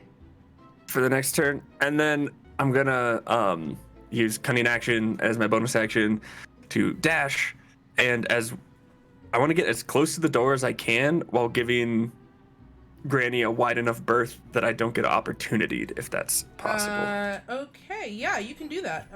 Because of the distance between her and you, you manage to keep very close to. She's just far enough away from you where you can keep close enough to the wall without getting kind of implicated in the flailing claws that are going about. Yeah, so you make it to the doorway. Are you going out like completely, or are you just standing inside the room by the door? I'm actually gonna stand inside the room by the door so I can see everything that happens. Okay, the room is very quickly starting to catch into flame. Granny is going to not want to be on fire, and you are close. So this is just like Girl Scout for her. So she's just like, cookies? I'm here for that. She's gonna use her movement to come up to you directly, and she is going to swipe at you with those horrible claws. And that is a 18 to hit. Yeah. Okay, and that's gonna be. I heard the pain in your voice. I'm so sorry. Ooh, boy. Just give me a second.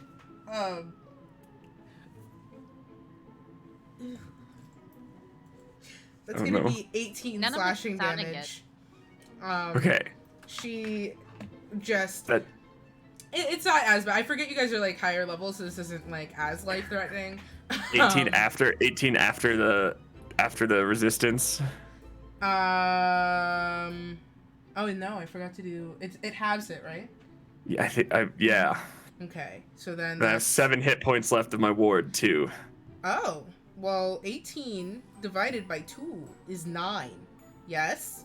Yes. I So guys, it would I be did 2 it. hit points of damage to Dimble himself. Uh-huh. There we go. Got you. Thanks. You know what? You sent that number to me telepathically to say out loud. Sure. You did all the work, bestie. Sure. All right. Okay, so Dimble, you sense the deadly threat of that impact if it had hit, but between the protective measures you've taken, you are very lucky to have come out as unscathed, relatively, as you are. Granny's right there, just informing you. She is standing pretty much in your personal space. Malcyra, you as well. She's very close to y'all. Next up is Young Me. So Granny's by the doorway, kind of like right in front of Dimble, and Malcyra is just a little bit farther away.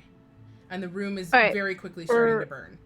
Yeah, for me to get to the door, I would probably have to walk through the fire, right? It has not quite caught the entire room yet. You could safely take a path around it. But you will have to pass by Granny to get out the door. So she'll get opportunity against you.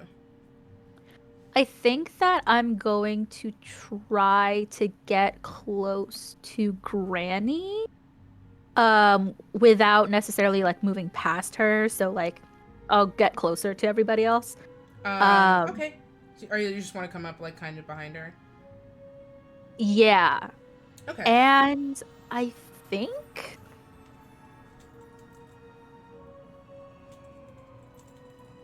Uh, I guess I'll do.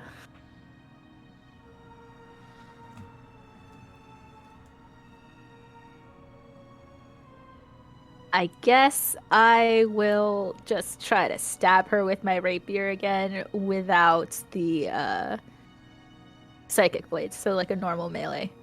Okay, go ahead, roll to hit. Another nat Let's 20. go. Roll I damage. should just stop Let's trying double to do this attack spell. damage, baby. Oh, double the damage. A 12. So 24. All right. Granny is not looking too good. Hold on 1 second. Doing the dreaded math. Don't worry about it. Everything's fine. I'm not panicking. You're panicking. Yeah, Granny's on her last legs. She literally, one of her legs looks like it's about to fall off. Like her muscles are just losing the tensile strength they need to hold her horrid form together, and she's kind of swaying, and that black liquid is just starting to pour out of her more and kind of puddle on the ground, and it's not smelling great as the fire's starting to get a hold of it. She's charred in places and slashed in others.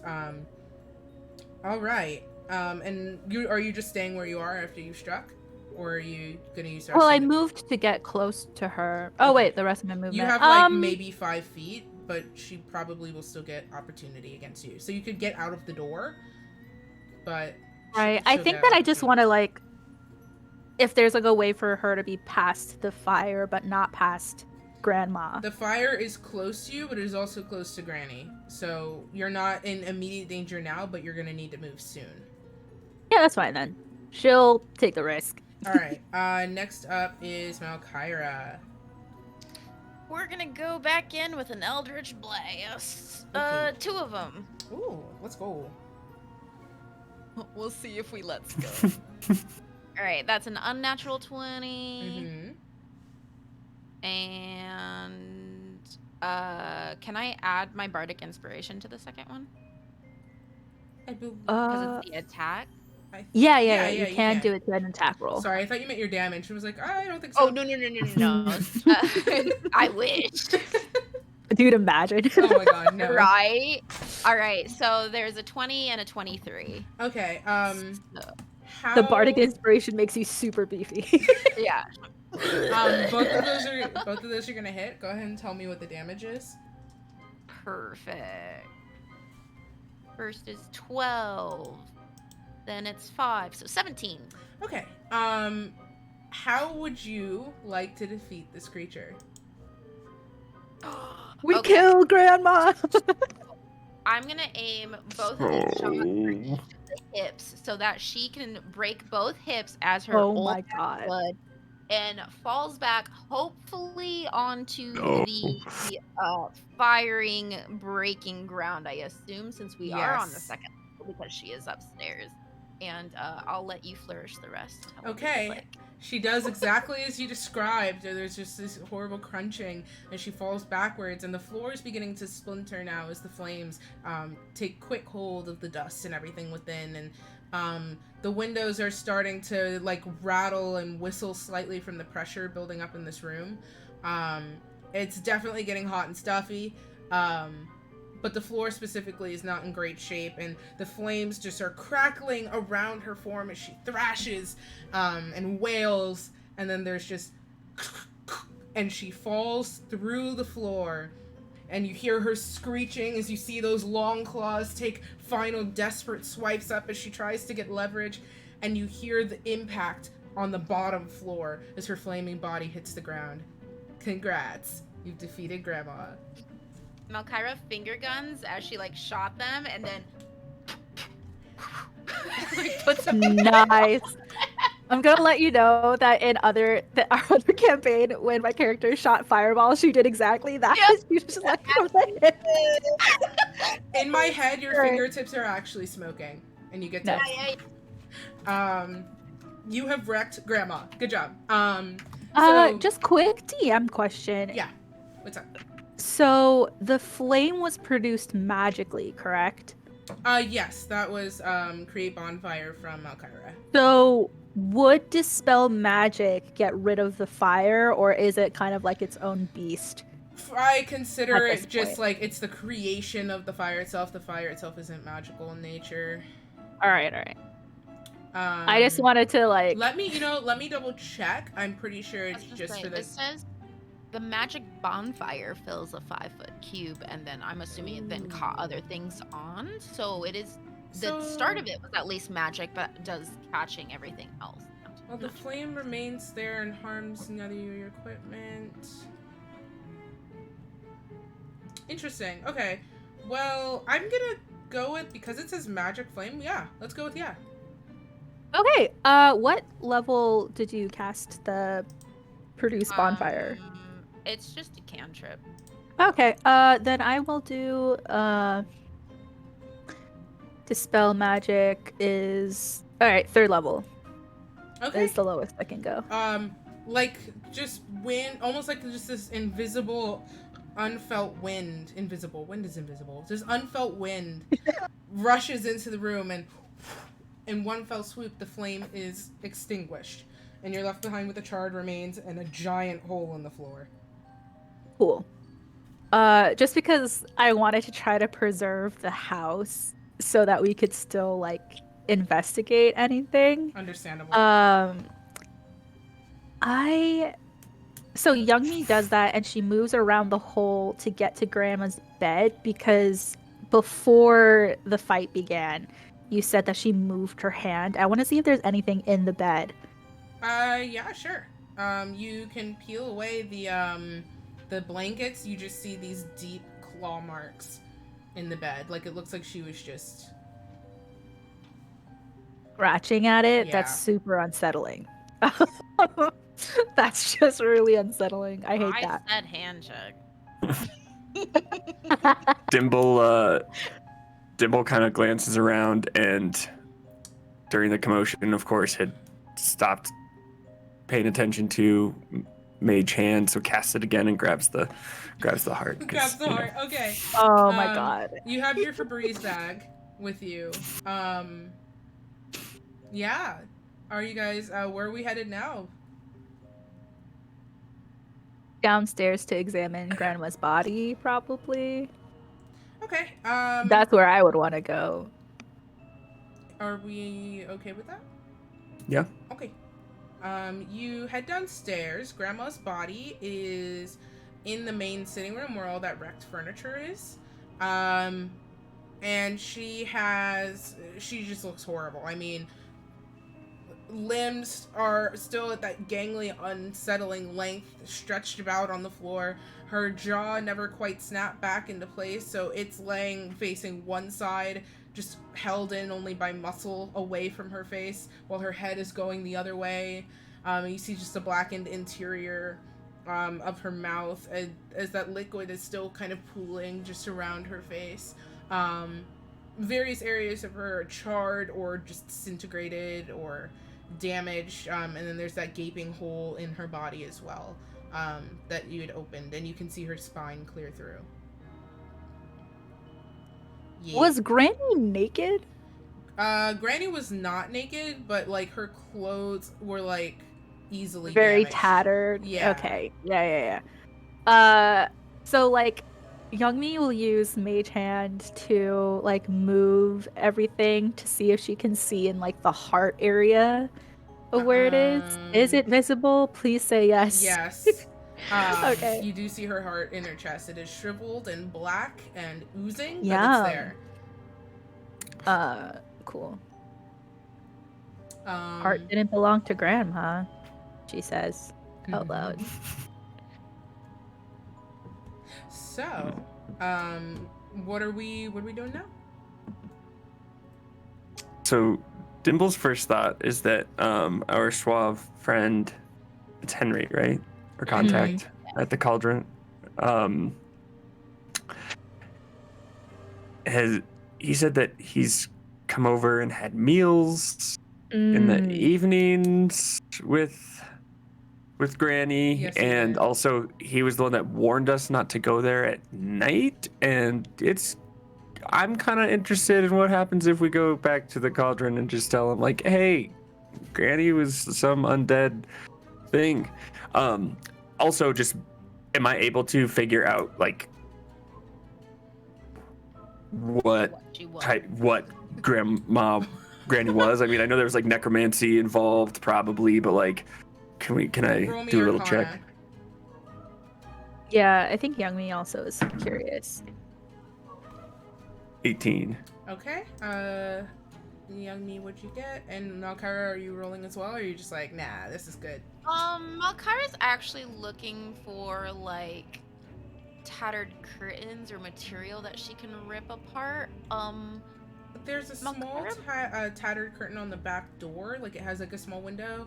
There are larger ones kind of decaying on the floor as well. Yeah, okay. She grabs that and then grabs the heart from Granny and rips it out and wraps it up. Just heart collector snow. When you know, when they said steal your heart, this is what I thought they meant. You tear, there's just this horrid squelch as that black, you assume it's kind of like blood, Yeah. just squishes out from between your fingers, and you roll me strength, please. Is there a smell coming from this as well? Oh yeah, it's we just have all Alright. kinds of smells happening right now. Cool. Okay, 16. All right. It takes like a kind of twist and pull, but you do manage to snap the heart As out. hearts do, yeah. And it is oozing. Nice. Tries to wrap it as well and quickly and like puts it together. Okay, so like this, you wrap it pretty well. There's you just have this good sized bundle around this heart. What did we, so Dimble, Youngmi, what were your rolls again? 24. 18. Okay. You both identify this as a night hag. Night hags are creatures who feast on specifically nightmares and just despair and fear. That they are shape-shifting creatures that can take the form specifically of female humanoids of any nature, so long as it's specifically female. And you know that they are monstrous. They come in a variety of different appearances. You know that they also are plane-changing creatures because of their interactions with dreams and nightmares. It is also, who had the higher, the two, who had the 20-something? I did. Youngmi, you know as well, it is possible for someone to become a night hag versus the creature just existing itself. You know that there is a possibility to be changed into one versus just being born as the fiend itself.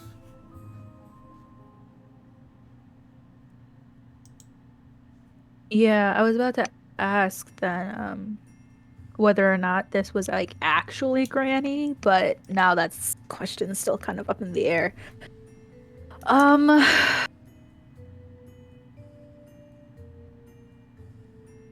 Granny shared a room with Fiona. Correct. Okay. Was Fiona's stuff also burned in that fire that happened? You see like the edges of her blanket on her bed are sort of blackened, but her stuff looks mostly fine. Okay. Yeah, Youngmi is going to kind of like grab like the transmutation book that they had was still intact then. The alchemy book, but they did Dimple, Oh, did alchemy. you take that? Or Did did not you take it. Okay, yeah. I left it. So I'm gonna take it. okay. You easy enough. It's a thick tome. There's still a layer of dust on the outside. It's written by just another like stuffy old guy. In fact, like the name is barely even legible, but you do get the sense that it's a book on alchemy from the golden horde filigree on the title. Cat, come on, man. Oh god. Come on, man. Where are we going from here? God damn it, guys. Where are we going from Hell, here? probably. So- I don't know. What? Oh my god. What time is it ish now? Right now it is solidly like the sun has set. Cool. It's How much commotion did we make? you. The whole house was on fire. The house was It's on just- fire. Let's just recap, okay? The house was on fire. There is a Young me did shout screeching- some like expletives at Grandma. There's a screeching, wailing creature that's horribly disfigured. That's just yelling. Multiple eldritch blasts. So many Yeah. spells being thrown, expletives being shouted, and windows not having a good time. Also, this is medieval times. We didn't have like insulated windows as well. So, you know, pretty calm, pretty low key. Okay. Well, I look over at Malcyra and say, well, at least we don't have to fix the window now. Honestly, it was my plan all along. You ever just break Did someone's window not- and go, wait, shit, I gotta kill him now. Sorry, I just need a little bit. Was it your plan all along to kill Grandma, or was it your plan all along to just never fix the window? A little bit of both. Yes. The world will never know. Close. Oh my god. Welcome to the brain of Malcyra. Nice. All right. I cool. love it here. Dimble's where- gonna suggest heading to go talk to our friends at the. Yeah, I feel like we need to talk to Ricky that Cauldron. rich boy too. Yeah. Okay, so you make your way outside, and it is, it's dark. The sun has fully set now, and, you pass through the streets, like, the bakery lights are still on, lights, like candles, and, on the inside are still on, but the door is shut, and you're smelling less of that wonderful scent. Some of the other, the butcher's shop, has gone dark as well. And you make your way onto the main thoroughfare. The cauldron's windows are lit, so it's quite easy to find your way there. There is a uncomfortable, to put it mildly, silence blanketing the town that you had never quite noticed prior. Like, when you first arrived here, things were quiet, sure. It was the break of dawn, and, you know, there's not much about, but this is silence. No bugs, no... just the occasional rustle of the wind. And you make your way to the cauldron. There's life in here now. Several of the farmhands are in here. There's a kind of loud chatter. You see a few people kind of drunkenly swaying about, and talking and making their way across tables. People are eating and laughing. Like, it's pretty, it's got some life to it. There's no sign of Jade quite yet. But you do see Hilda behind the bar, and you see Henry in, like, one of the farther corners at a table by himself, just kind of drinking quietly.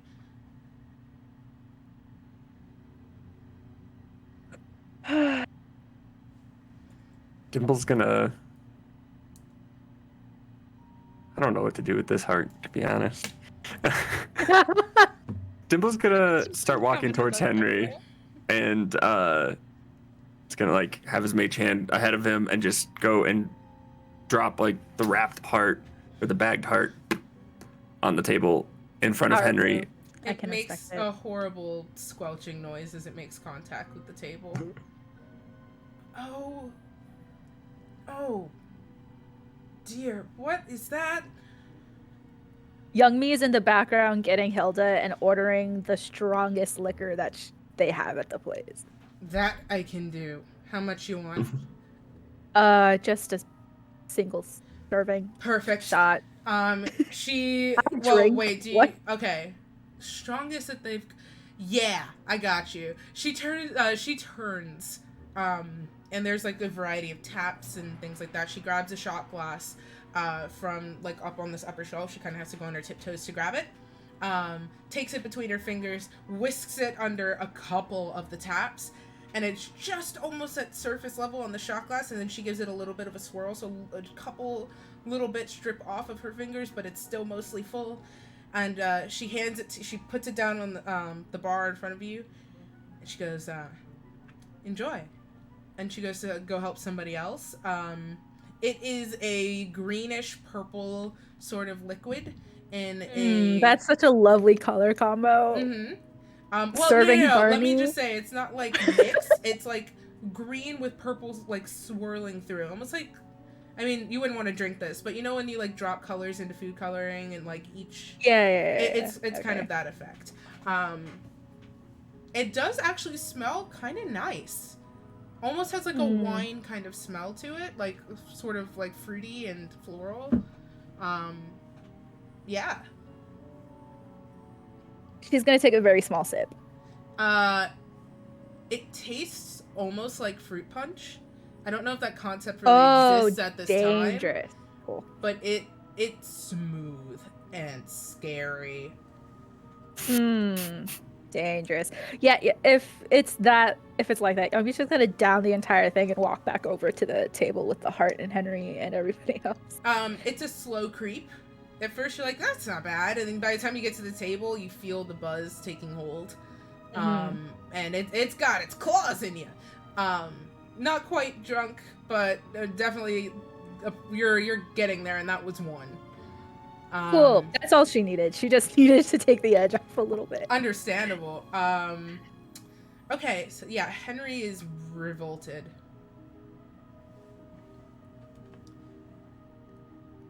So we just killed Grandma. Do you want to explain anything? With that line, Malcyra takes out the heart and slams it down too. I think, begging you not to have heads in these bags. Oh, we got better. What do you think we have in these bags then? I don't know. It smells of rot and filth. Oh God, is it worse than a head? No, I mean you said no head, so we. Well, never mind. So no head? Not this. He takes a ginger peek into the pouch that Dimble has been kind of watching, and oh my God. Jesus. Jesus doesn't exist in this universe. It's fine, but you know what I mean. So this isn't the Cars universe. This where is there's not a the Cars universe. Jesus? Let the Cars universe go. Enough. Calling Pixar, you said that. Well, you know, unless Pixar wants to sponsor me, you can go ahead. He reels, and he actually like takes his glasses off so he can wipe at his eyes because they're watering. He puts them back on, and they're a little bit crooked. Okay, so that's a heart, and I'm going to take just a wild guess and say there's a heart in the other one too. Who's Grandma? Ileana. Oh. Dimble says, just with like straight eye contact, His face, as intimidating as he can. Okay, his face kind of drops. Oh my God, you murdered an old woman? She was Old not woman. an old woman. She was a night hag. I see. Malcyra not hearing any, like, she didn't analyze it at all, was like, whoa, Dimble. Okay. I love this group so much. He kind of just leans back a little bit, like, are you all right, all of you? We came out just fine. Well, That's relieving to hear. I wasn't aware. But I'm a little more interested in your conversations with her. You said you were going over there for meals, and you warned us about not going there in the evening. So I think you knew something about this beforehand. Oh, I can understand where perhaps there was confusion. That was not my intent at all. I went over to speak with Ileana on the precipice of evening on one of my first days here in the village. I had just wanted to ask her some questions about Fiona, seeing as she was the closest person to Fiona and about the only person who could really offer me perhaps any helpful intel. And she insisted that I sit for a meal. Didn't really give me much choice in the matter, and I was hoping that at least some decorum might open a few doors. And at some point during the dinner, she began to get erratic and sort of just... I've seen this sort of thing before. My parents were both in the medical line of work, and what darkness and change of the seasons can do for the mind, and the negative impacts that they may have when one is still processing trauma. And that was more in the line of what I meant, that she becomes completely just unreachable during the night. Not anything so monstrous, although that does, I suppose, track with what I saw. Her behavior was much more animated than I would expect for someone in her condition, for sure, but... Can I make sure that he's telling the truth? Yes, you may. Roll me insight. I was gonna say, I think I'd be Yep. inside him too. Not that I'll see anything, but... 18. Okay. 15. Alright. I rolled like shit just then.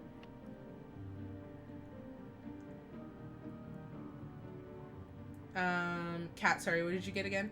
I got the 18 as well. 18. Somebody, I didn't hear somebody's. Can you just... 18, 18, 15. 18, 18. That was 15. mine. That's why. My brain was like, Yeah. one number. Okay. All You're right, like, cool. wait. If you're 18 and you're 18, who's flying this It's the plane? Spider-Man meme. It's just pointing at each other. Yes. 18.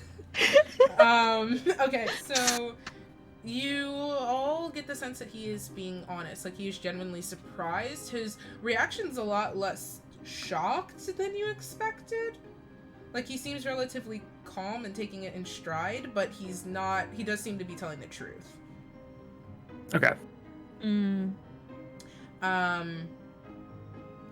I apologize. Truly, I had no... Had I known there had been even a hint of danger within her abode, I never would have sent you there. Henry, you said that your headmaster of your school thought that you would do well here in this town, correct? Ravenwood was his name? Correct? Why precisely did a headmaster of an arcane university assume that you would do well in a town like this? I personally feel like there is a piece of this that you are not telling us that is darker than what we assumed. Can you roll me persuasion? Or intimidation, whichever way you want to flavor it. If you fail, I'll probably try to persuade him. Well, you know, I don't have bad rolls. Or bad modifiers, I should say. Oh, never mind then. Oh, math. Welcome to my world. 15. I got Okay. a 15. Uh, So if you wanted to roll cat, just in case that doesn't work, I would probably. Yeah, I got... Unless he's a pussy. No, I'm kidding. I got 14 plus 8, so... Nice. Yeah, it's something. that's a number. 22? Over 20. That's all we got to do. My brain just went completely blank. I know, I was like, I'm normally really good at math. Not right now. Who's doing Yeah, my brain what? farted with 8 plus 7. Are we both persuading, or is one intimidation, or... Oh, I intimidated. Okay. I think they're the same, but I would like to flavor it as intimidation. Yeah. Okay. No combo. Womble combo. Okay. Young me, you first with your piercing gaze, and Malcyra, what do you want to do to help this? I think persuading him, I'm gonna kind of just be like, I mean, we've gotten so far, and technically you did kind of put us in danger, so feel like you should maybe help us out now. Right. DM having ADHD. What was the question again? Basically, I was piecing together with like, if Ravenwood sent you here and like it has to, like it's an arcane university, and he said that he thought you would do well here, and the fact that we just encountered a nightmare hag and you don't seem all that surprised, like what the fuck is going Oh, on? okay. It feels like there's something missing, that you're not Right. telling us. Like, what are you like? What do you do well that would pertain to this whole I town? Right. I was sent here to investigate the goings on, and I assume what was meant was just that I could have an impact um, on these people's lives. I'm pretty well known, I think, from in my circles for just wanting to help people. A lot of people come to me to ask for my help, so I wasn't all that surprised. In terms of the events occurring, it would be rather sick and twisted for me to be sent here to fight and play God with people's lives. So I would sure hope that wasn't the intention. I do sense, though, that I'm being tested in a sense, and I don't like the feel of it.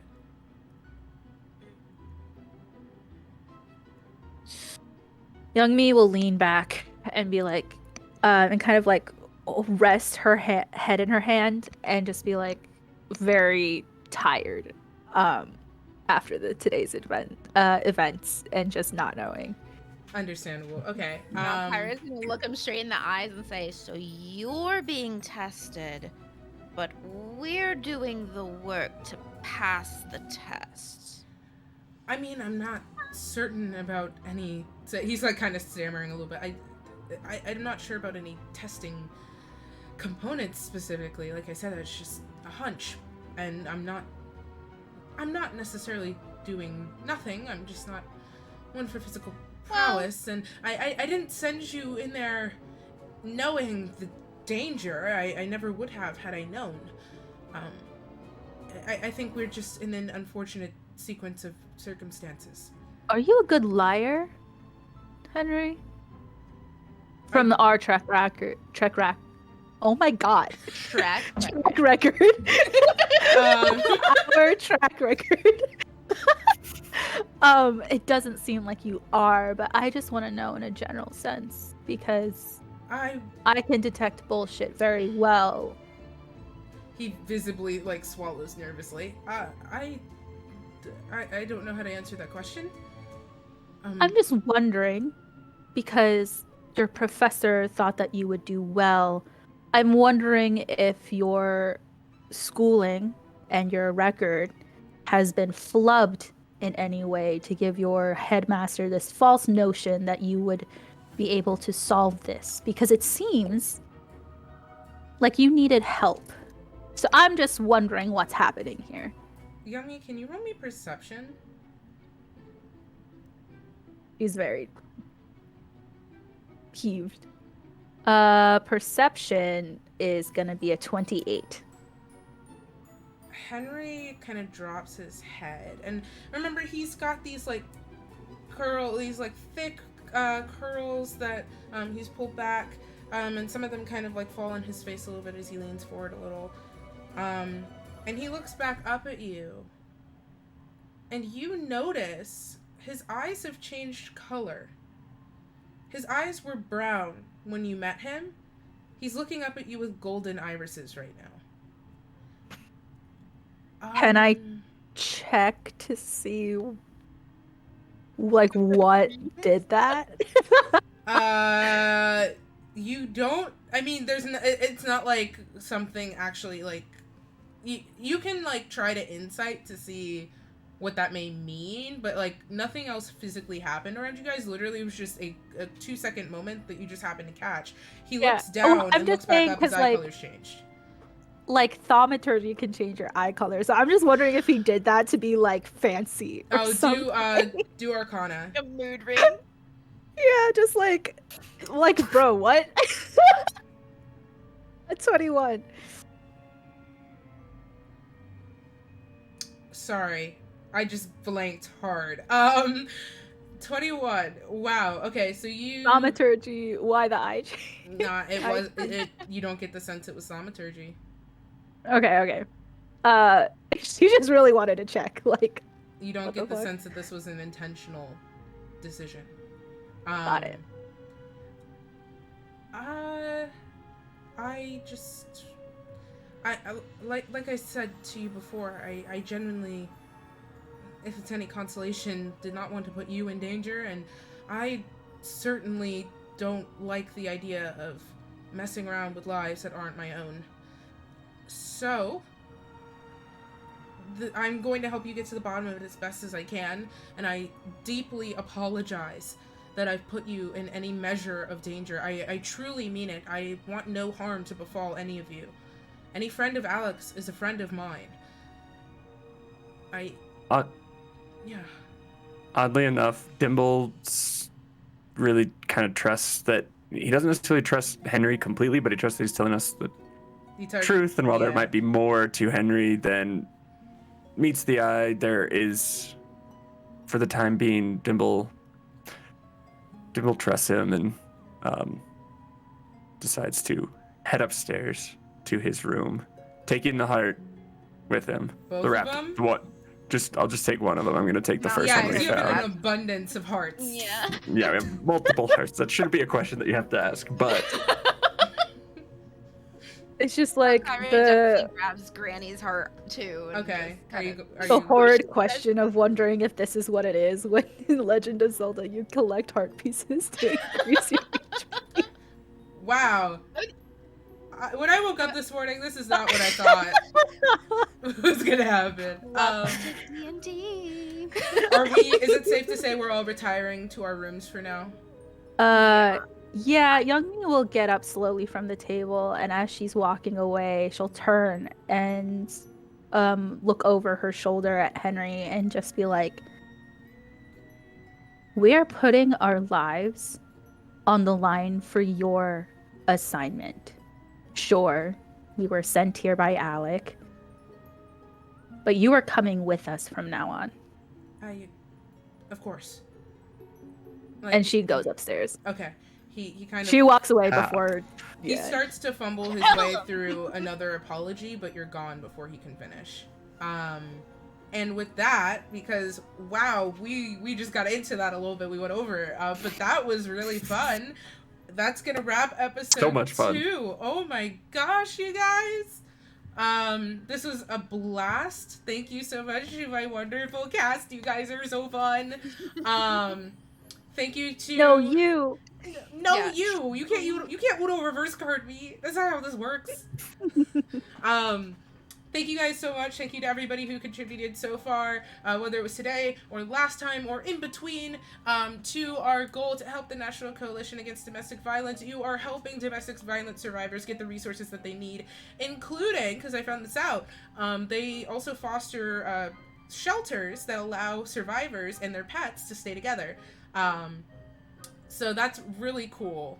And I'm glad that we can help put some money towards that as well. Some of our incentives, which we already hit the first 2, and we're working towards the big one of $200. We are at $120 out of $200 is our major community goal. If we get to $200, I will be playing my first Resident Evil game ever, Resident Evil Village, in full Lady Domitress cosplay. So let's help us work towards that. We don't have to be live for you to donate. And it doesn't have to be Eclipse for you to donate either. If you're here during Stormburn's Curse, I think I have some one-off like Gardic streams this week. as long as we're going, if anything goes into my Ko-Fi, it's going to go help some people. Thank you to all the new friends who have come to hang out. If you've been lurking, thank you. I see you. I love you. You can hang out with us more if you want to see me do more D&D things on Fridays at 8 p.m. Eastern, where we do Stormborn's Curse, which is a pirate-themed homebrew that I also wrote and am DMing. It's super fun, super hilarious, and you would probably really love it. Okay, I'm gonna go eat some dinner. Eclipse will be back at 2 p.m. Eastern next Sunday for the finale. Probably. I was like, wow. Who I knows? wanted Lot to. We're gonna have to talk about that. But well, that's a different thing. But it'll definitely be back next week. Please just spread the word, tell your friends, because this is something that's going to help people as well as being fun. So if you like the vibes, let people know about it. I keep forgetting to do this, so I'm gonna plug my socials real quick, and then I'm gonna leave. There we go. I have socials, and you should look at them. Alright, I'm going to go and get some dinner. Thank you guys so much. You've been wonderful. We'll see you next week. Bye. Bye. Bye-bye. Bye.